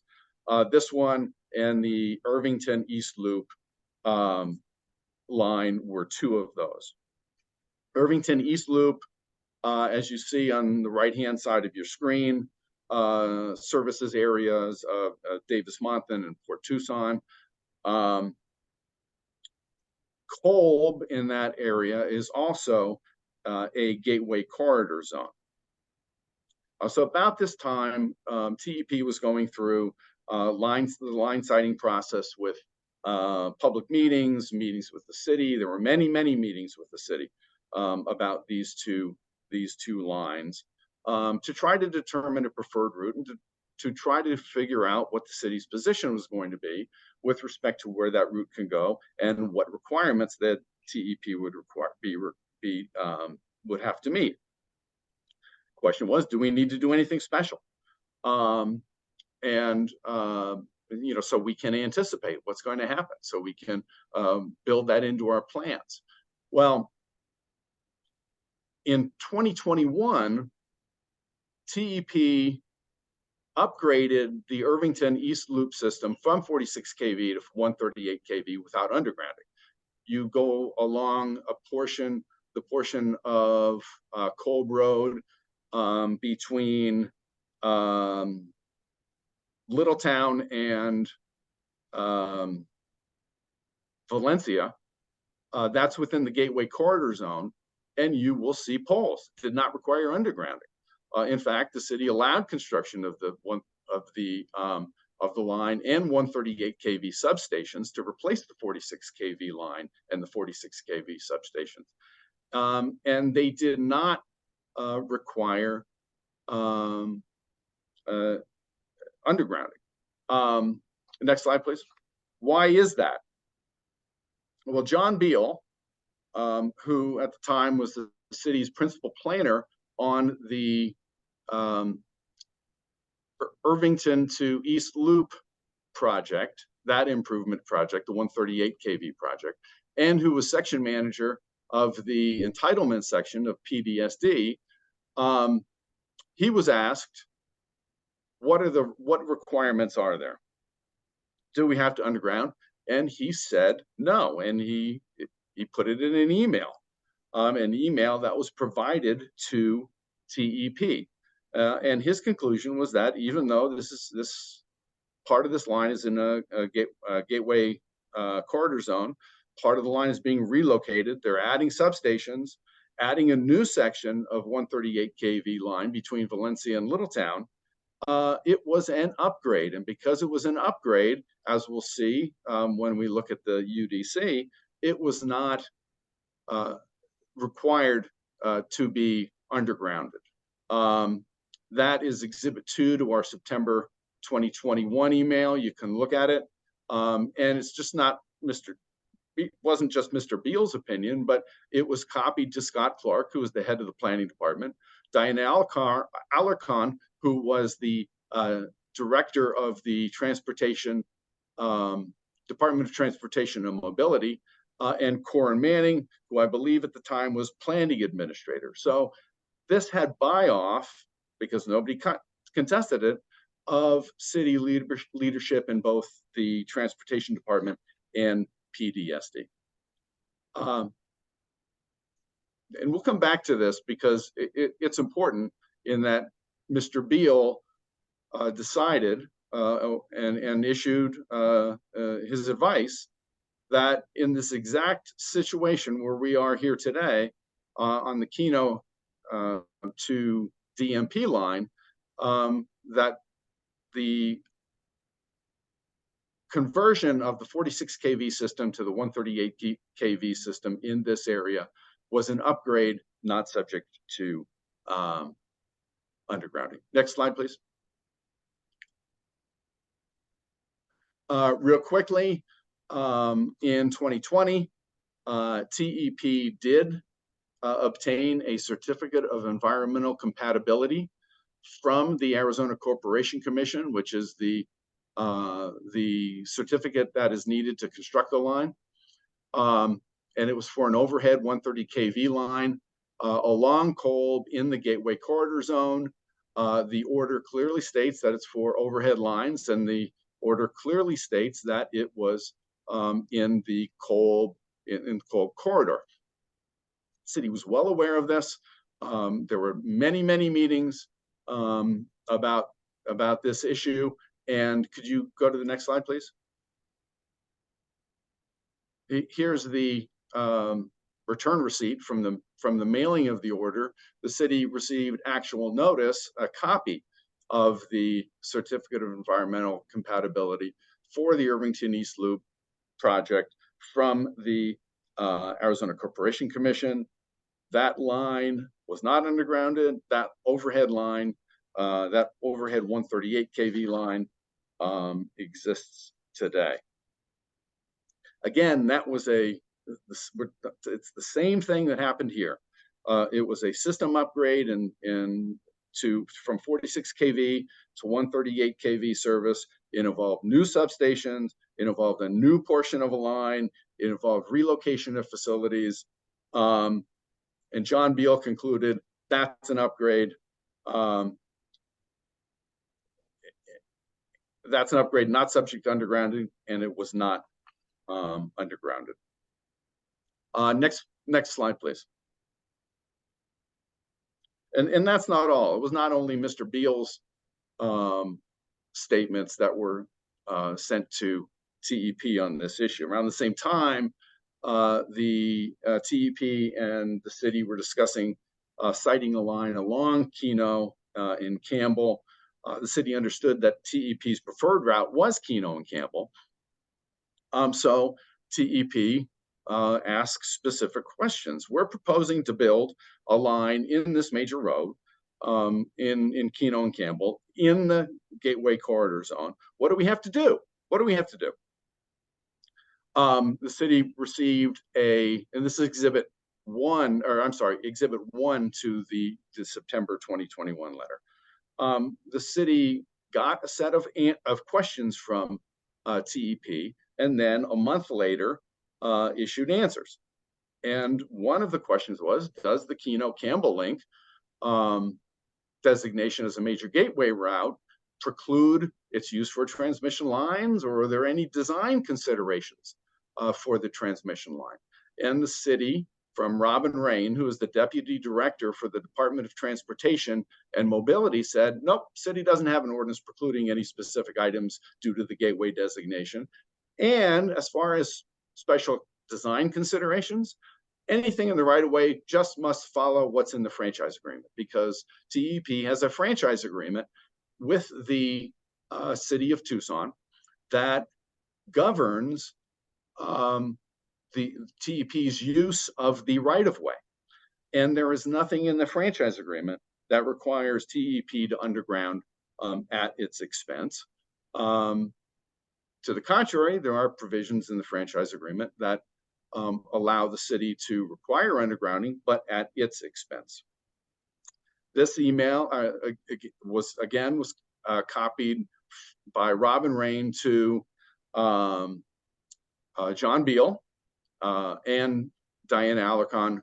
Again, Mr. Beal, a decision maker in PDSD, and Diana Alarcon in the director of the Department of Transportation and Mobility. Next slide, please. The city was also asked, what's the city's position? Again, not what's Ms. Rain's position, what's the city's position on undergrounding the transmission line within major roads, which would include Kolb and Campbell. And Ms. Rain said construction would use the same process we usually use. In other words, no special requirements. So what do we have? We have the city saying to TEP, hey, look, if you're going to build a transmission line, again, transmission line having a specific definition of the 138 kV line. If you're going to build a transmission line in Keno and Campbell, no special requirements. And Mr. Beal saying the conversion of the 46 kV system to 138 kV system down along Kolb from Irvington to the East Loop substations, that's an upgrade, no undergrounding. Both were for improving reliability and capacity of the system as a whole. And that was a consistent message that the city of Tucson was sending to TEP in 2020 and early 2021. It's also a consistent message that the city has always been sending TEP. I mean, you look around, drive around Tucson. There are 138 kV lines that have been installed since the Gateway Corridor Zone ordinance became effective in 1982 in Benson Highway, in Kolb, in Valencia. There are 138 kV lines in scenic corridors. Scenic corridors basically have the same requirements as the Gateway Corridor Zones under the UDC. There are 138 kV lines that have been built in scenic corridors. And the city has never required undergrounding until May or June of 2021, which as a result of political influence, the city for the first time suddenly interpreted the UDC to require undergrounding. Because of the just humongous difference between costs of undergrounding and costs of building overhead facilities, TEP had no choice but to file a request for an interpretation from the ZA, because the city's position was these lines had to be undergrounded. TEP disagreed, and this appeal followed. So what are we dealing with in terms of the UDC? Next slide, please.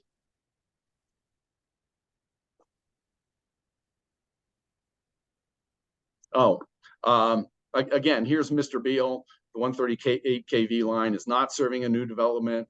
It's a rather an upgrade to existing services. It's a relocation of the line in subdivisions.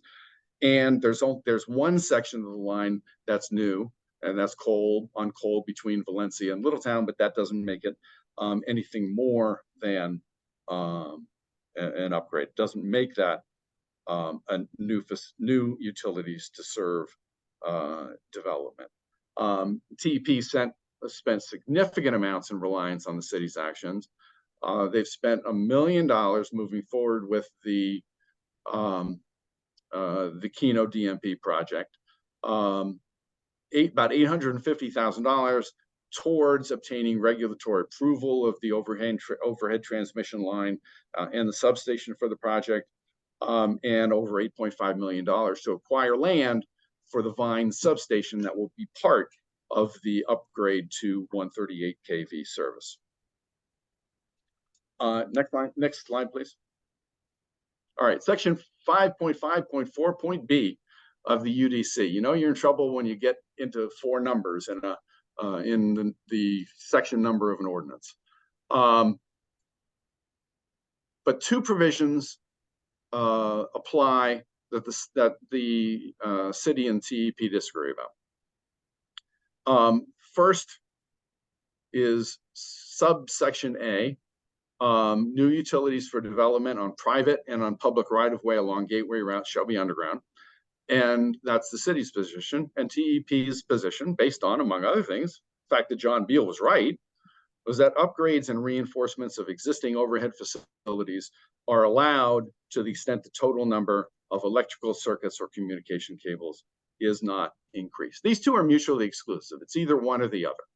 It's either new utilities for development or it's upgrades for the system. And I'm going to explain to you now why the city's wrong and Mr. Beal and TEP are correct. Next slide, please. So section 5.5.4.b.1.a, that's the first provision we were looking at. New utilities for development on private and public right-of-way along gateway routes shall be underground. Again, there's a dichotomy here. It's one or the other. If it's an upgrade, it's not the installation of new utilities. And we'll discuss that in a minute. Now, this does not say, new utilities on public right-of-way along gateway routes shall be underground, but new utilities for development. This language means that the new utilities must serve development. Now, it's our interpretation that that means new development, because what is development defined as under the UDC? It is alteration of land by human means. In other words, new alteration, but you don't even have to get that deep into the interpretation of the ordinance. The city's only response here really is that the U of A North substation, the Vine substation as we call it, is development, and this 138 kV system serves that development. Well, the 138 kV line does not serve development. It does not serve the substation. The substation is part and parcel of the 138 kV service. So there's not development being served. 138 kV system is not for the substation, it's not for development. The substation is for the 138 kV system, because as I discussed above or before, the 138 kV lines are substation to substation. They go into the substation, and then the substation, as part of that 138 kV system, steps the voltage down so that it's usable from your electrical plugs in your homes and businesses. But it's not development. It's not development separate and apart from the 138 kV system, because it is part of the 138 kV system. Also, it's not on private and on public right-of-way along gateway routes, that development. New utilities for development on private and on public right-of-way. The Vine substation is 0.3 of a mile away from Campbell. It's not along the gateway route. It's the same distance to the east of Campbell that the Arizona Inn is to the west of Campbell. And I don't believe anyone would believe that the Arizona Inn is along a gateway route. Neither is the Vine substation. But and then finally, this is the same thing again that happened with the Irvington East Loop route. It was a new subdivision there. It's in particular the Patriot subdivision. It's called the Patriot subdivision. It's a 138 kV substation that was erected as part of the Irvington East Loop 138 kV system. And John Beal concluded in that case that the new substation, the relocation of the substation, does not mean that the 138 kV line has to be undergrounded. So by its own terms, this ordinance does not apply, because this 138 kV system, which is an improvement over the 46 kV system, is not new utilities for development on private and public right-of-way under for several different reasons. Next slide, please. So this is subsection C. Upgrades and reinforcements of existing overhead facilities are allowed to the extent that the total number of electric circuits or communication cables is not increased. The UDC does not define upgrade, does not define facilities. Courts, and in your case, a quasi-judicial body, what courts normally will do is to look to the ordinary dictionary definition. Upgrade is defined by Merriam-Webster as to replace something with a more useful version or alternative, and facilities is defined as something that is built, installed, or established to serve a particular purpose. So when you substitute the definitions for the terms in interpreting this language, what you're really saying is that subsection C allows upgrades allows a more useful version or alternative um,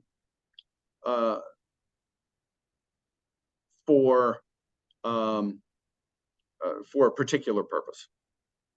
And that's what exactly is what is happening here.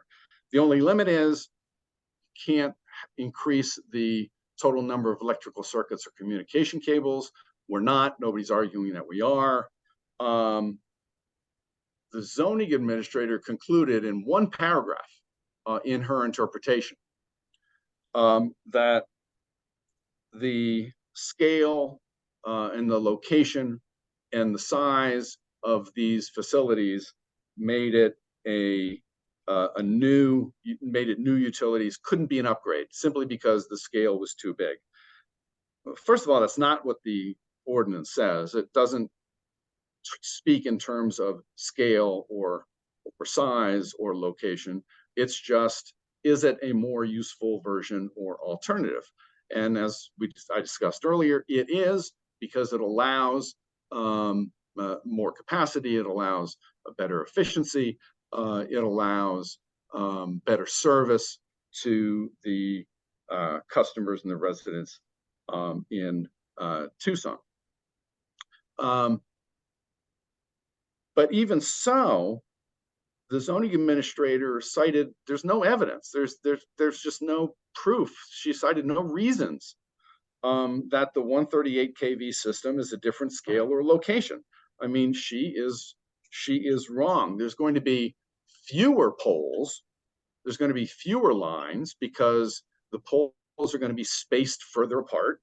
There's not going to be any communication lines. The transmission lines are going to be undergrounded. TEP will use the same height poles for the most part as for the 138 kV line, as they are using for the 46 kV line.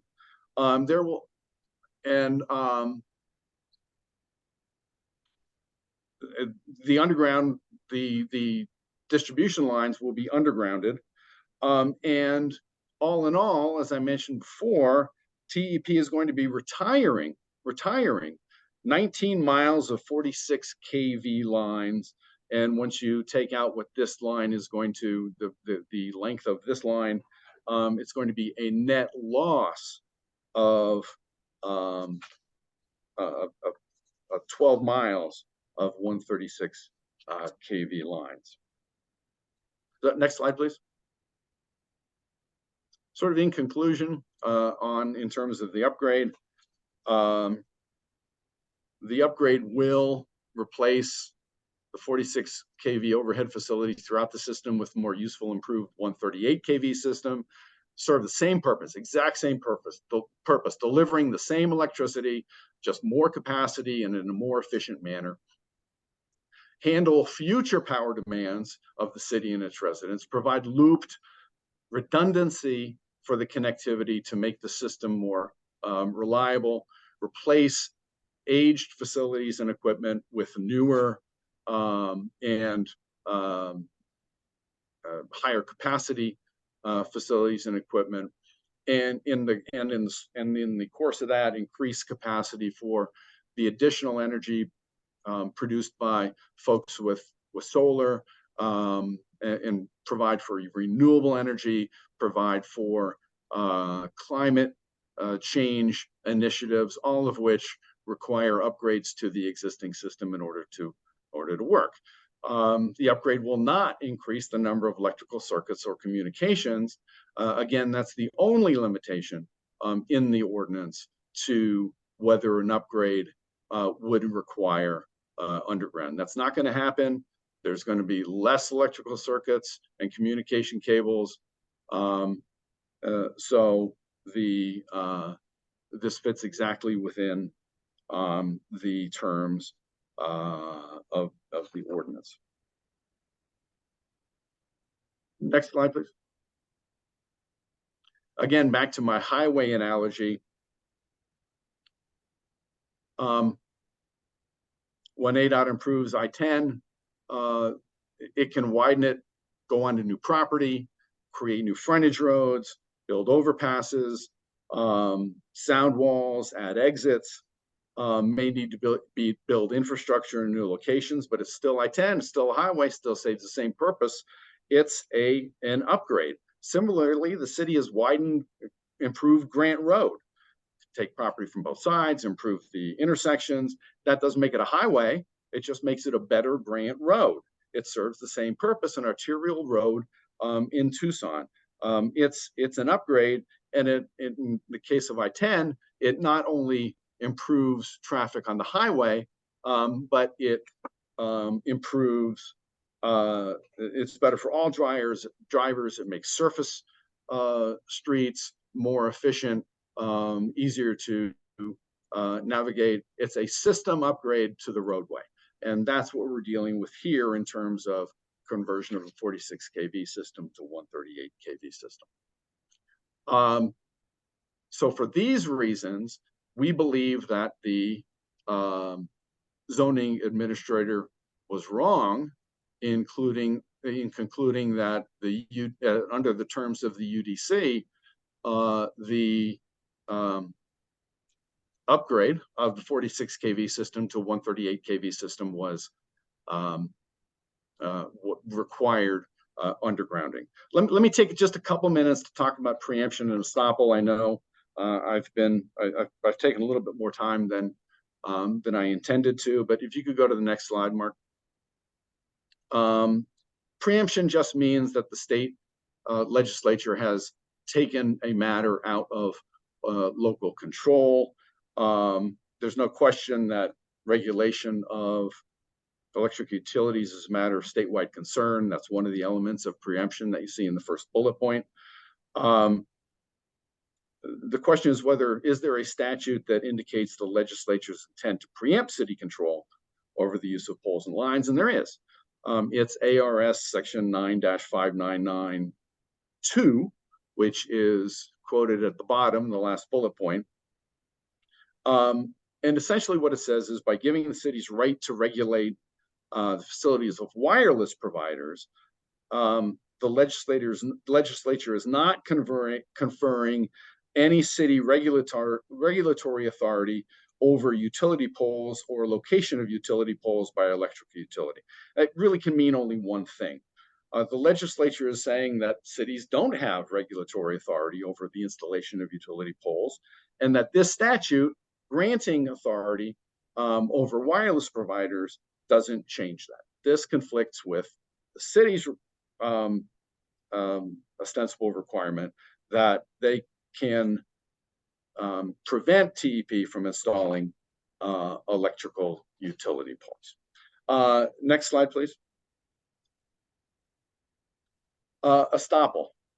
Estoppel against the city consists of 4 elements. Acts inconsistent with the position that the city later adopts, reliance by the other party, injury to the latter, the relying party, resulting from the repudiation, and that estoppel would not threaten undue damage to the public interest or substantially affect the exercise of governmental powers. This is a doctrine of fairness. As the Arizona Supreme Court said, there is no justice, one might say, if the government can punish its citizens for following its instructions. Elements 2, 3, and 4 are really not disputed. What the city says is that city attorney's office, the staff report says, is that TEP can't rely on statements approved by John Beal, Diane Alarcon, Robin Rain, Corin Manning, Scott Clark, because only a formal interpretation will satisfy element 1. In other words, the folks you dealt with over the last the last 2 or 3 years, what they told you, the directions they gave you, the instructions they provided, they don't count. Don't believe them. You can't rely on them. That's not the law. The law is that a party may rely on the statements by supervisory employees.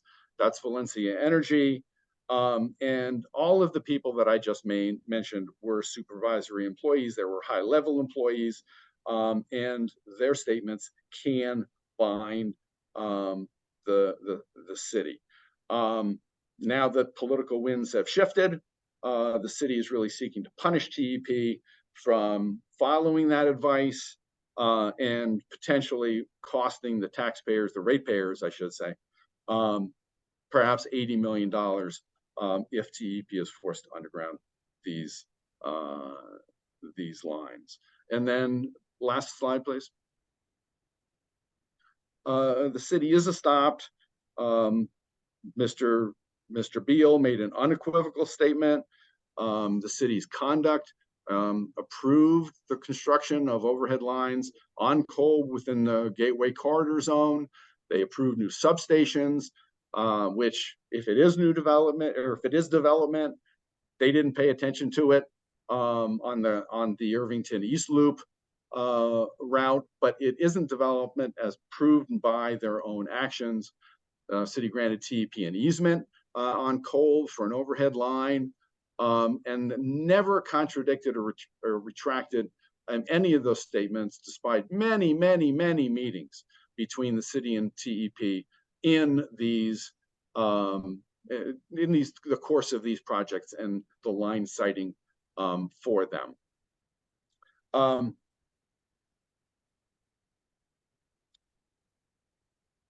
These were not just the statements, these were not just the actions of like an employee at the counter in the planning department. They were supervisory personnel. The city's position that you can only rely on formal statements issued by the zoning administrator or somebody by a consensus of people in the PDSD is simply wrong. That's not what the law is, but think of what it would mean. As an attorney, if that were the law, if that were the city's position and had been from the beginning, here it wasn't, I would tell my client, hey, you better request a formal interpretation for everything on your project that you might want to rely on in the future. That would increase the number of interpretations tenfold, and those interpretations get appealed to you. Estoppel is nothing more than fundamental fairness. It's fundamentally unfair for the city now to say at a potential cost of $80 million, you can't believe what our high-level personnel told you and on which we knew that you would rely in going forward with this project, with these projects. And with that, I'll be happy to take any questions. Okay. That's an awful lot for us to take in, but we're gonna have to find a way to do that. I am not going to get into any particulars of the presentation and ask any questions, at least not at this point. I will ask the other board members if they have any questions for you. Yes, Ms. Paulus. I have a number of questions, actually. Mr. Gross, when did the TEP franchise agreement get put into effect? What was the date of that document? It was I can get you an exact date because I have it right here. July 10th, 2000. Effective, okay. I'm sorry, effective in 2001 because it had to go to a vote of the people. Okay. You stated that the 138 kilovolt towers would not be any taller than the 46 kilovolt towers. Did I hear that correctly? Yeah. Yes, the current standards. Yes, that's correct. So I was told that the 138 kilovolt towers were going to be 75 to 100 feet tall. Is that an error? That is typical, yes. And how much right-of-way is needed? How much right-of-way is needed for a 75 to 100 foot tall 138 kilovolt tower? I'm sorry, I missed the beginning of that question. I apologize, Ms. Paulus. How much of the right-of-way is required for you to put up a 138 kilovolt tower that is 75 to 100 feet tall?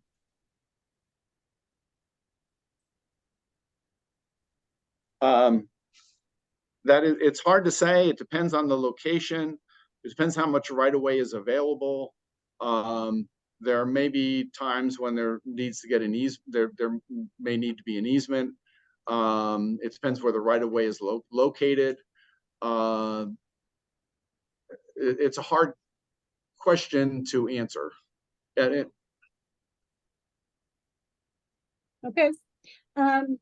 That's okay. Does TEP, by its franchise agreement, pay anything to use Tucson's public right-of-way? Yes, they pay a fee of 2.25% of revenues.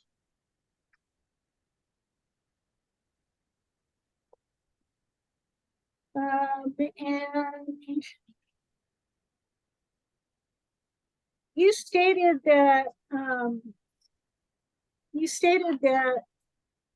undergrounding the utilities along this gateway would benefit only the nearby residents.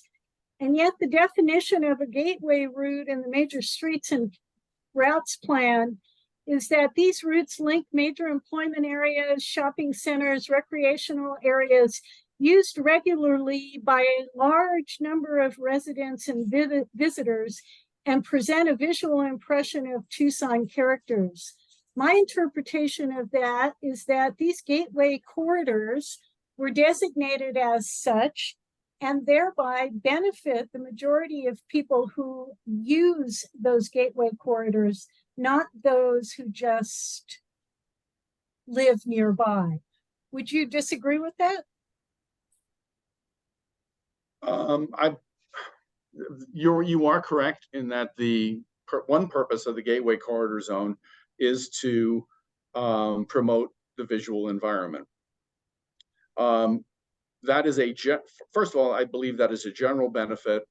In terms of a direct benefit, then I would disagree that the direct benefit is to the one area that I'm sure you'll hear from people from that area. I would also add that the other purpose of the Gateway Corridor Zone is to funnel.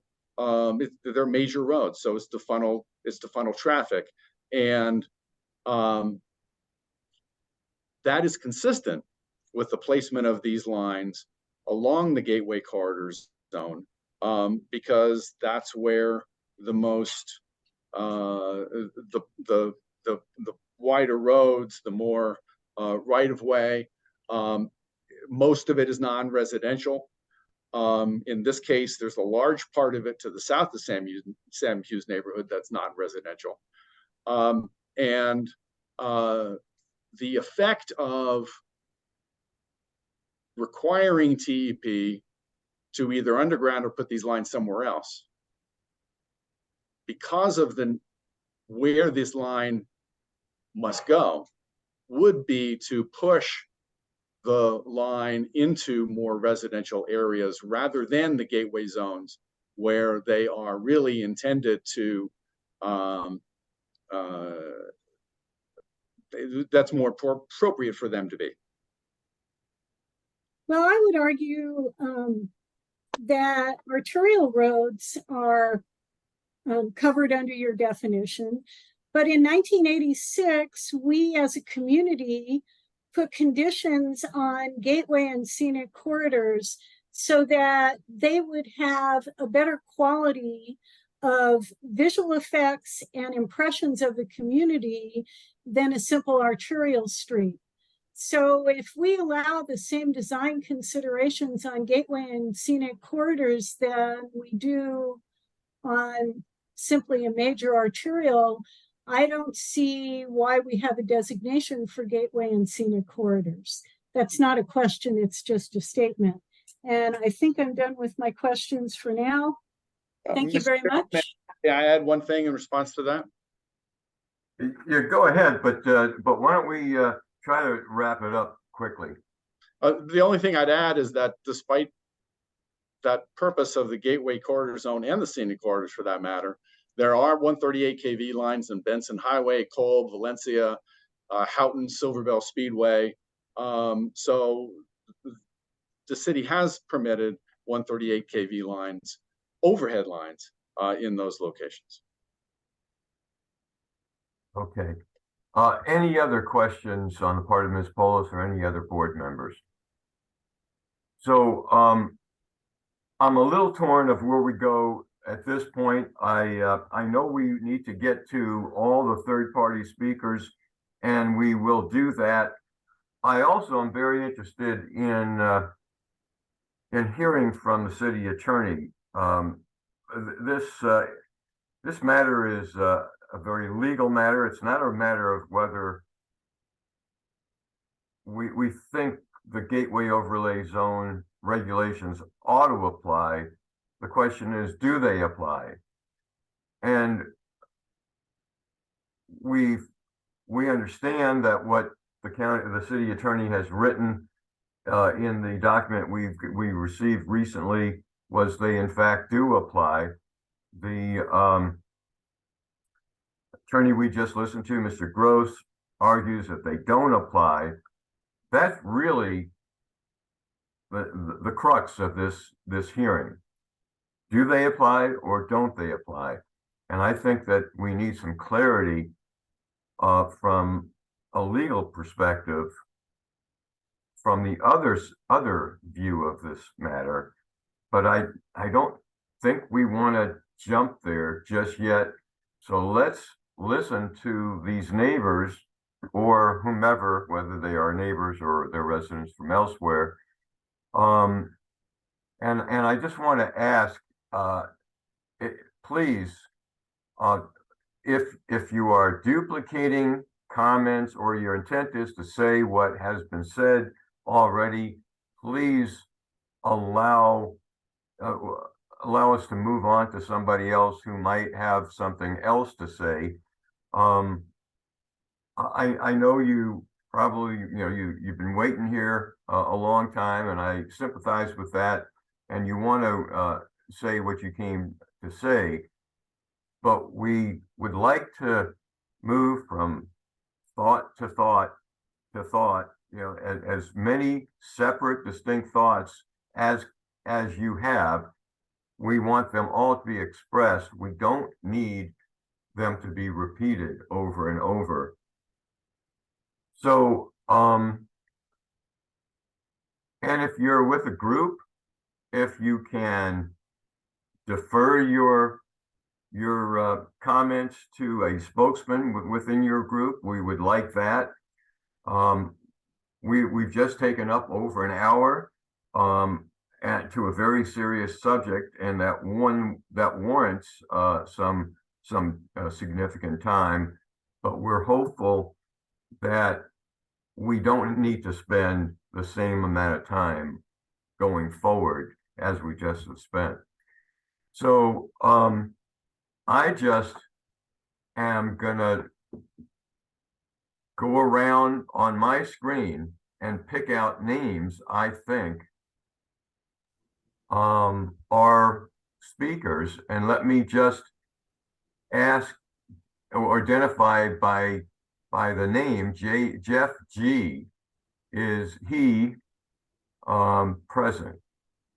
Mr. Chairman? Yes, Mr. Lugo. Yes, could you please announce the 3-minute time frame for the speakers? Absolutely, absolutely, which we did before, but we will repeat that. We will impose a 3-minute rule, time limit for each speaker at this point. So the names are juggling around. Would people who want to speak on this matter turn your videos on and raise your hand?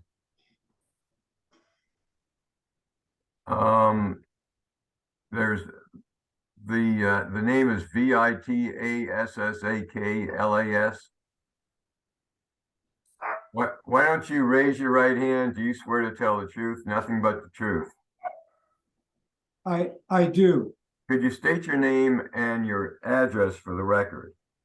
Vitas Sakalas, 2505 East First Street, Tucson, Arizona, 85716. Okay, give me just 2 seconds here Because I've got to be the timekeeper too. And let's get started. Okay, why don't you give me your comments? Okay, I want to respond to what Attorney Gentleman Gross said. Nobody's disputing the need for the upgrade to 138 kilovolts. That's not in question. And he gave a long list of reasons why we need it. We already know that we need it. However, he's from a different city, I think Scottsdale, if I'm not mistaken. And we know that Scottsdale, Phoenix, Tempe, and other cities in Arizona, as well as around our nation and the world, underground their electrical transmission lines in areas that are sensitive, which Campbell Avenue certainly is. Another point I want to make is that not all scenic corridors are the same. So when we talk about Valencia or Kolb, those are on the outskirts of Tucson. Campbell Avenue is right in central Tucson. So it has a whole different character, a whole different amount of usage by people driving through, going shopping, etc. And as for the argument that this is just an upgrade and not new construction, I think that's patently false. It would be like me saying that I'm going to knock down this little cottage and build this 1-bedroom cottage and build a 5 or 6 bedroom house. And that's just an upgrade. It's not new construction. That's a ridiculous, false argument. And I reject that entirely. So how many more minutes do I have? Well, you do have another minute, but you don't need to exhaust your full time. Okay, thank you very much. Thank you for being brief. Okay, let me just pick out Stacy Plasman. Hi. And could you raise your right hand? Do you swear to tell the truth, nothing but the truth? Yes. And could you state, I lost you. Are you? I'm here. Oh, there you're up there. Yes. Can you state your name and your address and then move right into your comments? My name is Stacy Plasman. My address is 1803 East 9th Street in Tucson. Okay. I am the president of Rincon Heights Neighborhood Association. Rincon Heights is an historic neighborhood bounded on its east side by Campbell Avenue, the route along which the transmission line project is planned. Historic neighborhoods are precious treasures for the entire community of Tucson. Things which degrade Tucson's treasures are not considered improvements. The many and or huge structures proposed to hold the new transmission lines would uglify and damage the aesthetics of Tucson's beloved historic neighborhoods, as well as significantly lowering property values in these same neighborhoods. That cannot be considered an upgrade. The lines to deliver higher voltage can go underground and should go underground. The zoning administrator's determination of 2021 that utilities within the Gateway Corridor Zone be undergrounded should remain. Make doing the right thing for Tucson your legacy and deny TEP's appeal. Thank you. Thank you, and thank you for being brief. Okay, let me ask Mr. John Schwartz to raise his right hand. And do you swear to tell the truth, nothing but the truth? Yes, I do. Can you repeat your name and give me your address and then move right into your comments? John Schwartz, 3720 North Camino, Villa Maria, Tucson. Okay. And I'm not a neighbor, so to speak. This is a citywide issue. You've given TEP 45 minutes, and you give each of us 3 minutes. There's no way that we can cover all the points in the time given. But let me just say the word development. Mr. Gross himself says that the project is needed for the entire city to allow for its further development. So development can be used in that way too. This project will be new to the Gateway route in the sense that Some of the Gateway route, quite a bit of it, has no poles on it at the present time. Retiring a lot of poles does not mean removing those poles. He talks about this all being because of political influence. He talks about political wins, as if what happened is not legitimate. And that's the disdain with which TEP often treats its citizens. The cost to TEP, I notice how you're looking at your watch. You know, you didn't do that with Mr. Gross. TEP, the cost to TEP, amortized over the period that the ACC allows, would be about 2 cents. 2 out of 100th of its recent rate increase. That's all it would be, amortized over time.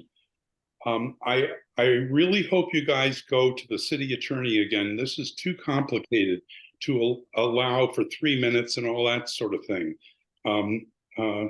Thank you very much for your attention. Well, thank you. Okay, I see a Nancy DeFeo. Nancy DeFeo, is she there? She's got her hand raised, but let's pass on her for the time being. Dan Dempsey, why don't you raise your right hand and do you swear to tell the truth, nothing but the truth? I do. Could you state your name and address and move right into your... Dan Dempsey, 737 East 9th Street, Tucson, Arizona, 85719. I actually think your staff did a great job briefing you guys. I just read that earlier, so I don't have as much to add. I think they made great points.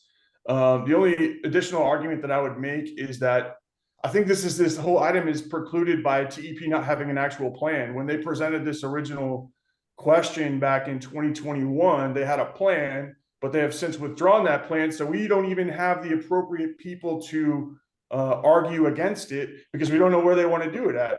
And I just don't, I think that precludes this entire process, and you can dismiss it there. Granted, I also believe that you can outright dismiss their arguments anyways.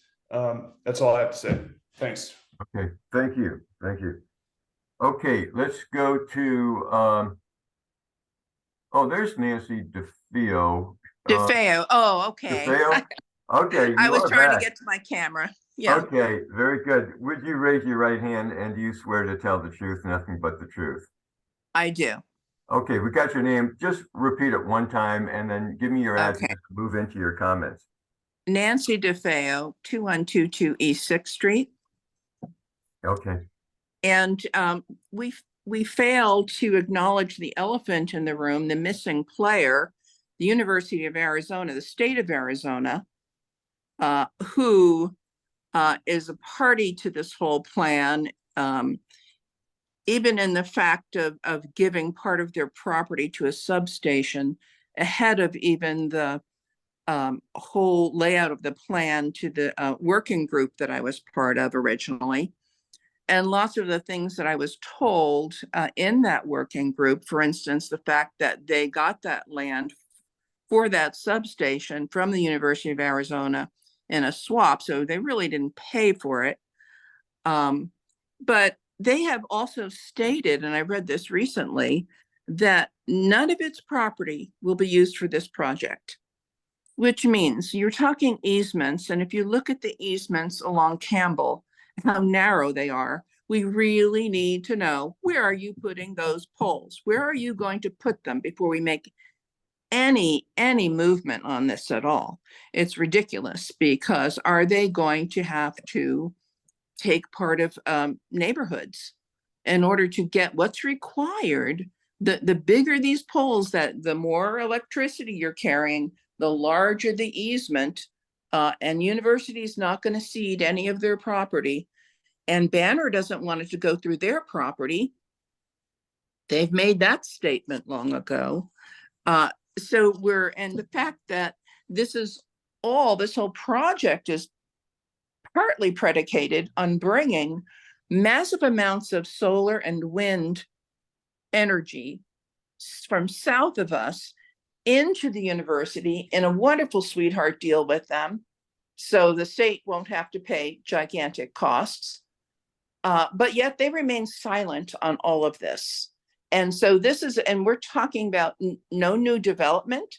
Have you seen the massive amounts of buildings and technology that requires intense electricity demand, and all of the development around the university that is, we're not developing anything much or increasing much in our historic neighborhoods. It's this intense centralized need that requires those lines to march up Campbell. And then on top of it, at the DoubleTree meeting, near the end, it was acknowledged that this is not the last march for those big poles, that they don't want a precedent of undergrounding because they are going to the foothills. They are going further out. This was said to me personally at that meeting. So this isn't just about, oh, this is this neighborhood, we're helping you, revitalizing you. This is the whole city of Tucson that is going to be uglified by these poles. And Okay. if we let it go here, it's going to go to all the scenic routes. Okay. And they won't Your like time it. has expired. Thank you very Thank much. you. I appreciate that. The box next has got a title of Stuart Lorch, and then there's an H. Is he or she, oh, he? Yes. Could you raise your right hand and do you swear to tell the truth, nothing but the truth, and then state your name and address after that? I do. Stuart Lorch, 1225 East Edison Street, Tucson, Arizona, 85719. And my question is just a point of clarification. The attorney mentioned that the size of the poles will be the size of the poles for 138 is the same as the existing poles. So what I'd like him to clarify, please, is the size of the current 46K or 48K poles, the current poles versus the size of the new poles that are going to be installed with the upgraded system. And that's my question. Thank you very much. Okay, we'll get to that. Thank you. Okay, thank you very much. Okay, and appreciate the brevity of your comments. Next to you is Mark Ziska. Can you raise your right hand? And do you swear to tell the truth, nothing but the truth? I do. And could you give me your name again and your address and then move right into your comments? Certainly. Mark Ziska, 2239 East 5th Street, 85719. My comment is that TEP can afford to pay for the undergrounding. TEP is owned by Fortis, a Canadian company, and on the Fortis website, they are proud of the fact that they pay approximately $1 billion in dividends annually to its shareholders. The cost difference for the poles versus undergrounding, according to Mr. Gross, is about $80,000. Excuse me, $80 million. Although other experts say the cost is much lower, but let's use Mr. Gross's number. That $80 million is less than 1% of the overall dividends that Fortis pays annually. Fortis can afford a less than 1% hit to their dividends. Okay, does that complete your comment? That's it. Okay, well, I appreciate that very much. Thank you. Thank you. I am looking around the box and I'm going up one box to Jeff G. I don't think we've talked or he's talked before, but can he turn his video? Yep, that's me. Okay, that's you. We have talked. We don't want to hear you right We'll talk now. again. Okay, thanks. It's like Hollywood Squares. So there's a phone 520-861-8972. If that is you, would you identify yourself?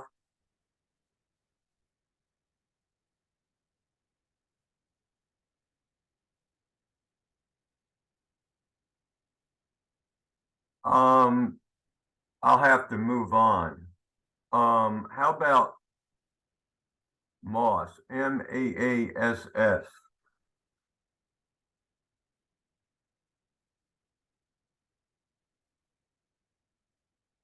Again, no response. So let me, I will come back, but let me move on. Joe Solkowski.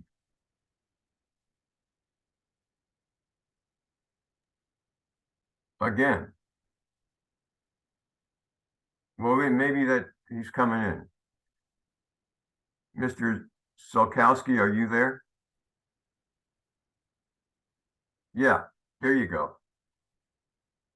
But your audio is not on.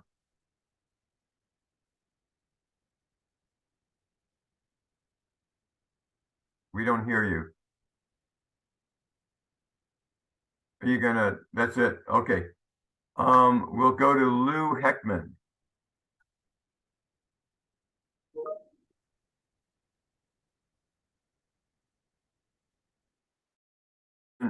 Are you there?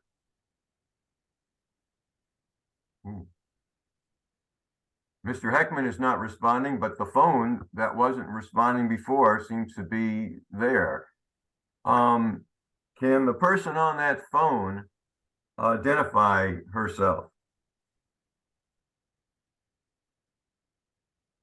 I saw her a second ago. Again, we'll try coming back to her. How about Len Nicholson?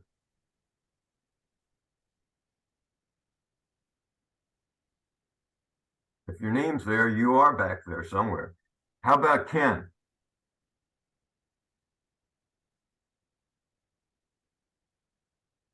I don't get it, but let me try Bam Miller.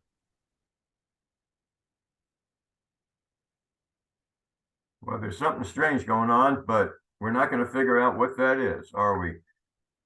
So I'll just go back to the Mr. name. Chair. Yes, Ms. Hamlin. I believe several of the participants just have a photo of themselves up on the screen, which is part of their profile. I don't think it's their video that's on, so I'm not sure that they actually want to speak or not. You might want to clarify that if anyone wants to speak, to please raise their hand only. Yeah. Okay. Okay. Thank you. So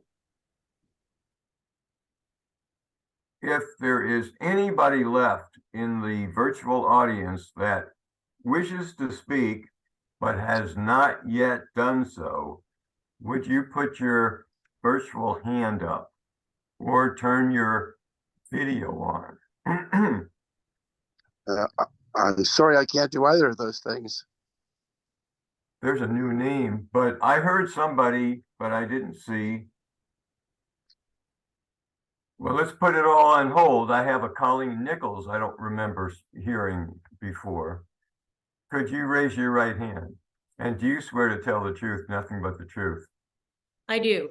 And could you repeat your name, give me your address, and then give me your comments? Yes, thank you. My name is Colleen Nichols. I live at 1236 East Linden Street, 85719. So, and my comments are the following. A couple of years ago, a group of concerned citizens formed a coalition, the Undergrounding Coalition, and it's comprised of 11 neighborhoods, 3 other groups and coalitions representing some 25,000 citizens in the Tucson area, to ensure that this project is undergrounded. We enter our 4th year of attempting to underground the TEP project. Jefferson Park, that is my neighborhood, is a member of the coalition and will be the neighborhood most affected should this project proceed as originally planned.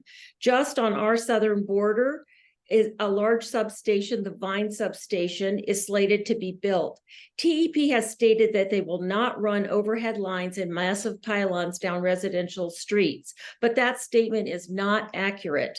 Lines would come in on our southern border to the substation, then exit on Vine, turn west on an alley above Lee Street, which is between 2 blocks of residences or 4 blocks of residences, and then down, turn north down Park Avenue all the way to Grant Road, again, running between residences and with a nursing home and rehab center along the route. There are numerous reasons to keep the overhead lines and the massive poles out of the heart of the city. There must be a way to underground this project or creatively deliver energy to the city without destroying gateway corridors, residential neighborhoods, and historic areas. I urge the Board of Adjustment to support the zoning administrator's 2021 decision to uphold the gateway ordinance. Thank you. Okay, thank you very much. So there are no other hands raised. I can't raise my hand. I would like to speak though. Are you W's iPhone? I am W's iPhone. My name is William Craig. I'm the Vice President of Sam Hughes Neighborhood Association. Okay, hold on a second. So no video, you're on the iPhone. So, Yes, sir. okay, well, I'm gonna have to take your word for it, but would you raise your right hand? I will not lie to you. My hand is up. And do you swear to tell the truth, nothing but the truth? Yes, I do. And repeat that name and give me your address, which you might have just done, and it might have flown right through my head, and then move into your comments, please. Thank you. My name is William Craig. I live at 2043 East 3rd Street in Tucson, 85719. Okay, what do you have to say? Well, first of all, Mr. Gross made the statement that these poles are going to be a certain size that are already in place. However, we were told 3 years ago they would be 85 to 110 feet tall. This was because with 138 kilovolts, they cannot have the lines run nearly as low as they do with a 48 kilovolt. If I'm wrong there, please clear that up for me. He also stated that Sam Hughes, which he seemed to vilify by saying that we're the ones that really want this, he said that's the historic neighborhood. But if you go south of Sam Hughes, you have Rincon Heights, which is also a historic neighborhood, and they also would be affected by that, as you heard from their president. The highway analogy doesn't work because none of those highways run through historic neighborhoods. And the fact that this undergrounding is important to us because it does fulfill the city ordinances. I really hope you will fulfill the city ordinances as they are written. Thank you. I hope I didn't take too much of your time. No, you did very good. Very good. Thank you for, you were brief and you did make a good point. I think we are done with the public input. And I don't want to hear later on, well, you didn't look at me. So I'm looking around to all the boxes and I am quite sure I've covered everybody and nobody has got their hand up. So what do we do at this point? We can either, we can get to the city attorney or staff to provide their viewpoint on the requirements as they have represented in the staff report and then in the legal letter that we've gotten a copy of, but maybe refocused given the comments that we have all received now from Mr. Gross representing TEP. So is the city attorney's representative here? I am here, Mr. Chair. Can you hear me okay? I do hear you. Do you Start my have a video. video so that we can kind of? There you go. Can you see me okay? Oh, yeah, absolutely. Okay. Good, good. Thanks. I'd like to ask you if you could add your comments about the requirements and what you've already expressed in letter form. Can you synthesize down into the nuts and bolts relative to the points that were raised by Mr. Gross? Sure. And just to be clear, and it is sort of unusual for us to reach out to the board on an ad hoc basis in a matter such as this, and we really felt it was important to do so just because of the two issues that were raised by TEP, and that includes preemption and estoppel, and those are basically legal arguments. Now we're concerned that those arguments needed some clarification from the city side, and I'm more than happy to do that today. The first is, and I'll probably be as brief as possible. I know we've all been here a long time. The first is preemption. Now it is noted by TEP that is a remedy that exists. However, they talk about a standard which requires a conflict in law, requires a matter of statewide concern, and requires an intention to preempt the field. The problem is they've never said a specific conflict of law. Now they reached out and tried to sort of commingle a couple of things and looking at the wireless facilities, the 5G law, and saying that we don't have the ability to manage those facilities in the right of way, and somehow saying that, and somehow that becomes that we don't have the ability to regulate the TEP in the right of way, and that's just not true. None of the statutes that were cited by TEP indicate a conflict with the current UDC position or even our ability to regulate the right of way. In fact, the two statutes that were relied upon in TEP's brief and talked about today, both of those statutes preserve that right. In fact, under 9-810D, not C, as is cited by TEP, 9-810D specifically preserves the right of the city or municipality to manage the right of way, and that's what the UDC does in this particular case. Additionally, in 9-5899, now that whole statutory scheme, we fought very hard with the legislature to ensure that our ability to preserve the ability to regulate the right of way is included in that statute, and it still remains there today. In fact, even referenced in 9-599. So we wanted to be very, very clear with the board and with the parties that took their time out today, that our position has been and always will be that the City of Tucson has the ultimate authority under its police powers to manage the right of way under its codes and under its police powers as well. Additionally, under estoppel, the items that were discussed, and it was rather lengthy, but I'll try and be brief. The items that were discussed were, in terms of the standard for estoppel, that is a remedy that is usually used in judicial contexts to allow for a party who has been unequivocally harmed by proceeding on approvals of another party or assurances by another party to allow them to proceed to avoid any undue harm. Now, the difficulty with using equitable estoppel against a municipality such as the City of Tucson is there is definitely a higher standard there, and one of those things is you can't rely on the assurances of someone who doesn't have the authority to issue those assurances. Now, I want to be clear though, even before we get there, I'm a little concerned about TEP's position that they relied on and then to their detriment relied and then moved forward on a project and were harmed in some way by that. That's just not true. The only thing that is identified in Mr. Gross's PowerPoint is they spent $1 million moving forward with the project, $850,000 to obtain regulatory approval, which they had already begun to do anyway. They would have had to do that anyway. And remember, to be very clear, this route going up Campbell is one of 5 different routes that have not, and none of them have been approved. And one would have to have been approved by the Line Siting Committee at the state level in order for this project to go through. They would have had to spend that $850,000 anyway.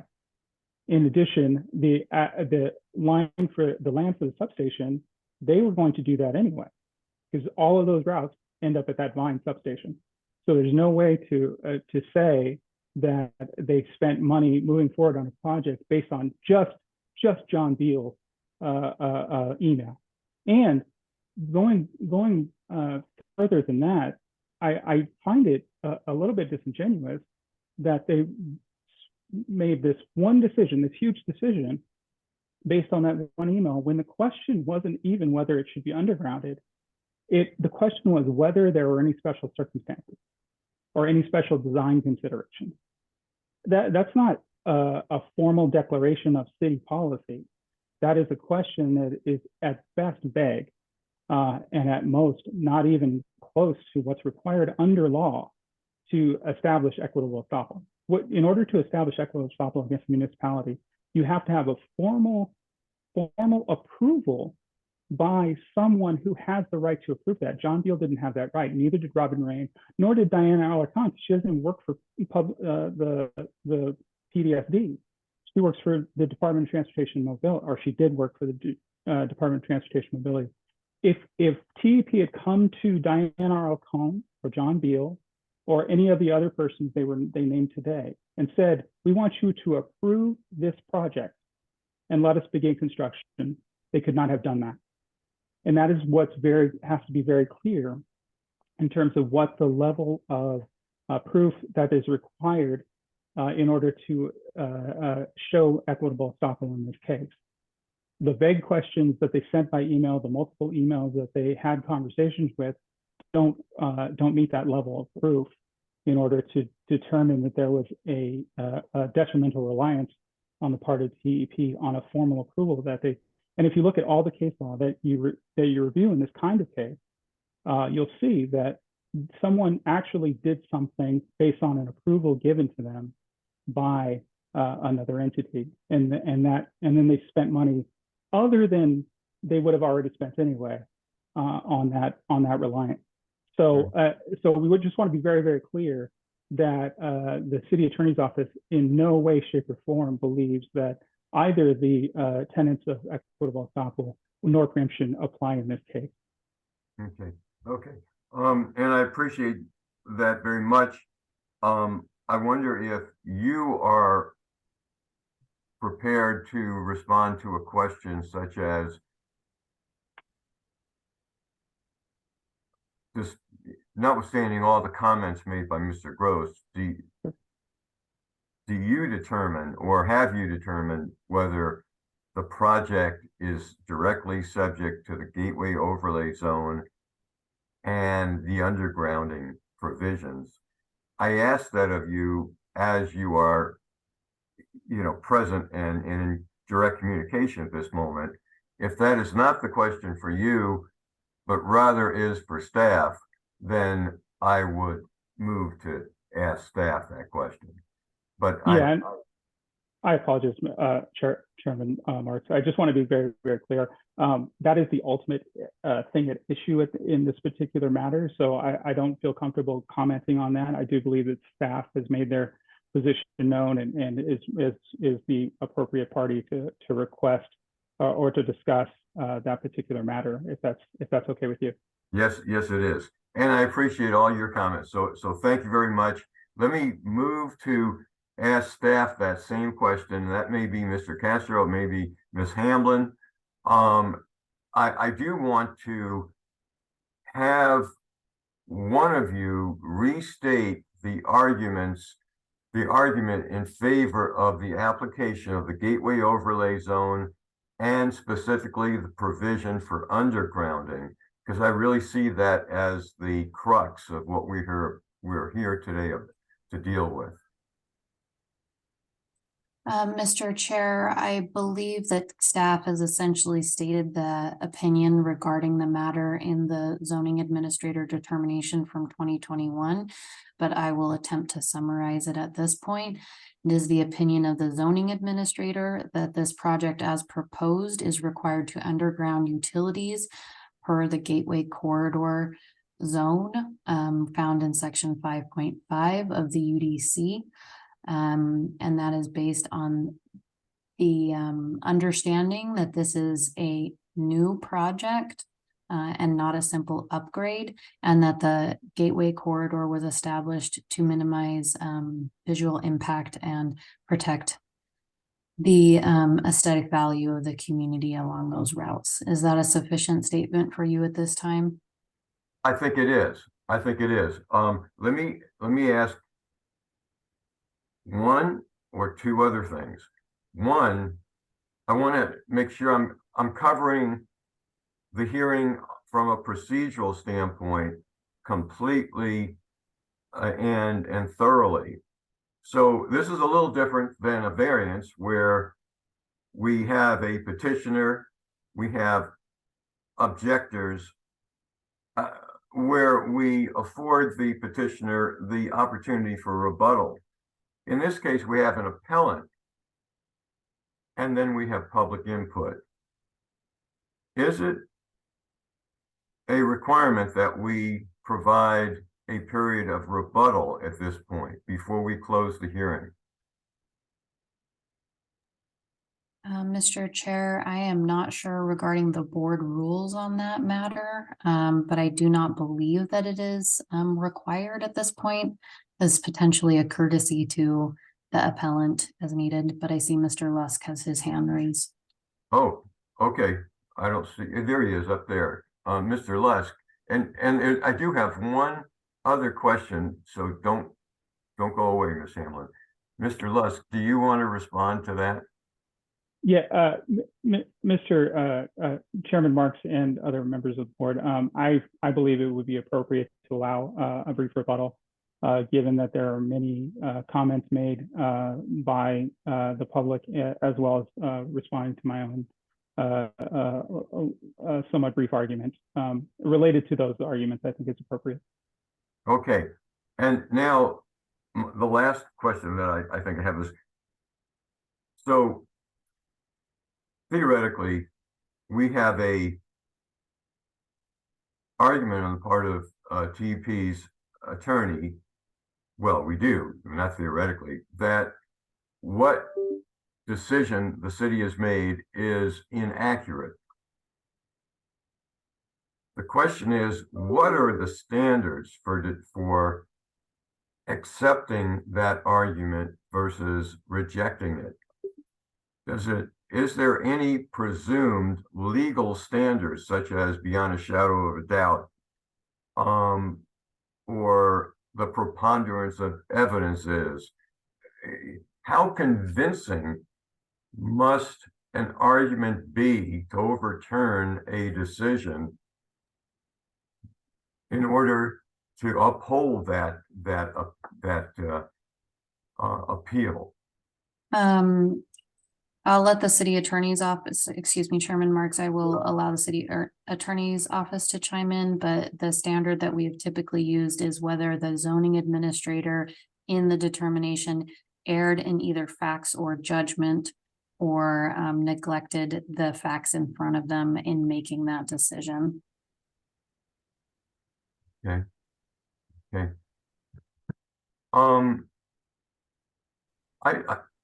I see Ms. Polis has got her hand up. You want to do something? I have a point of order I'd like to raise.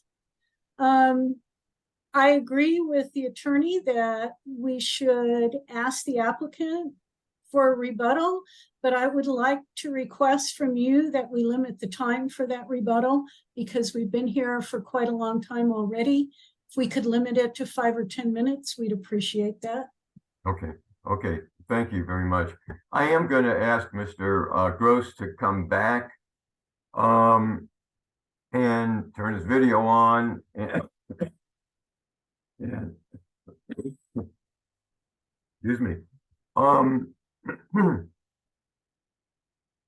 I do want to afford you a limited amount of time to respond to comments that have been raised since you had your period of time. The one question that had been raised that I want to relay to you, although you probably heard it directly, was if you could get back to that question of the height of the poles as they currently are versus how they would be if the overhead, if the poles were retained, if the new line was going to be in an overhead condition. So I would like to limit you just to 5 minutes, 6, 7 minutes at the most. Sure, that's fine. What I can tell you is the current standard for 46 kV poles is the same as the standard for 138 kV poles.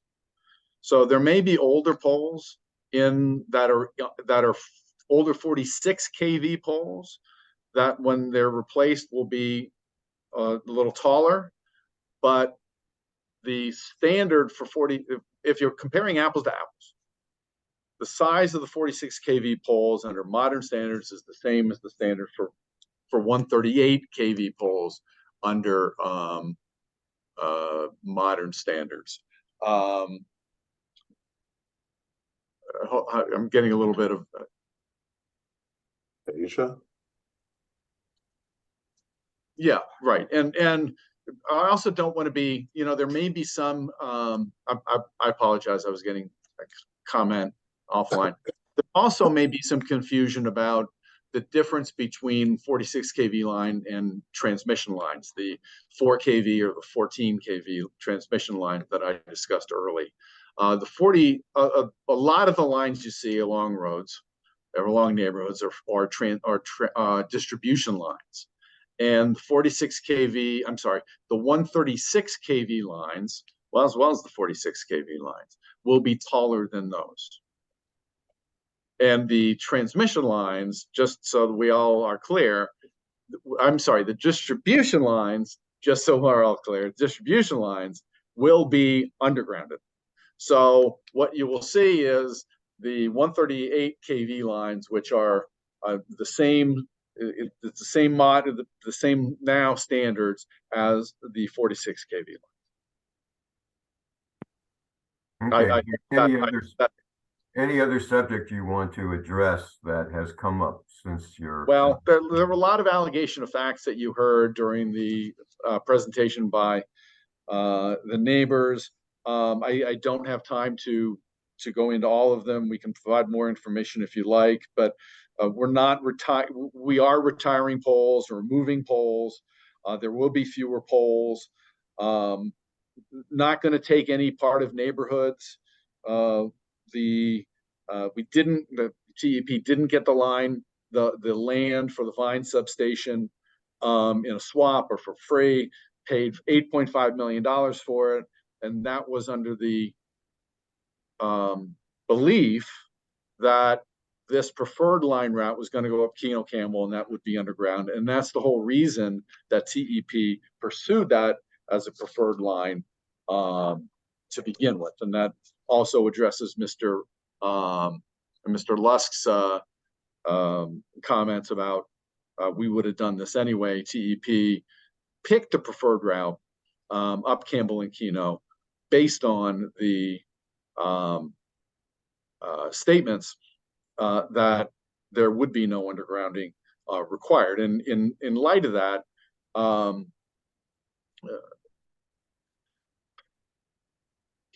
the city attorney is just wrong that a formal interpretation is required. Valencia Energy, we both agree, is the seminal case in this area. And in Valencia Energy, which I explained in the brief I submitted on Monday, a tax analyst for the Department of Revenue, with the approval of his supervisor, said this type of transaction will not be taxed.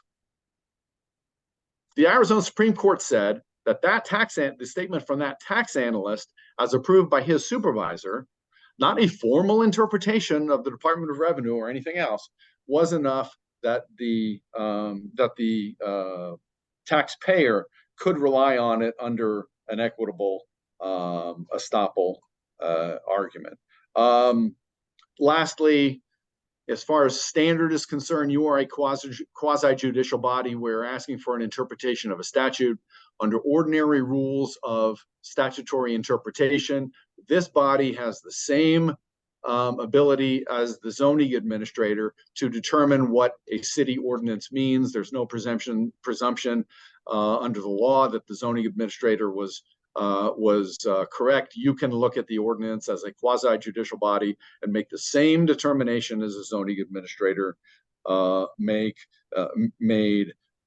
And our belief, based on what I said, was that this is an upgrade to the 46 kV system as a whole. And it is not a new project because we're just replacing 46 kV facilities with 138 kV facilities, and that does not require undergrounding under the express terms of the UDC. Thank you. Okay, thank you very much, Mr. Gross. With that, I'll close the public hearing and I'll turn it over to board members. And if there's any discussion, this is the time. If there is a motion, this could be the time. Mr. Chairman, Jesse Lugo. Yes, Mr. Lugo. The Attorney Gross didn't answer the question on the height of the poles. So that's a major concern, but also any comments made about retiring the poles. There was no clear definition of that it meant removing the poles and lines. But based on the city attorney's rebuttal this afternoon on preemption and estoppel, I make a motion to uphold. I move that we uphold the zoning administrator's determination related to the case C10-21-09 for the following reasons and finding: that the evidence presented to the board, included the staff report, shows that the project is new and must comply with UDC 5.5.4.B.1.A. Okay, is there a second to that motion? Yes. I'll Mr. second that motion. Okay. Ms. Polis has seconded. We have a, yes, Ms. Polis. I'd just like to have some discussion here. We're here really to determine if we agree with the zoning administrator's decision in this case. If there are other legal considerations, I don't believe that we are the venue for where they should be discussed.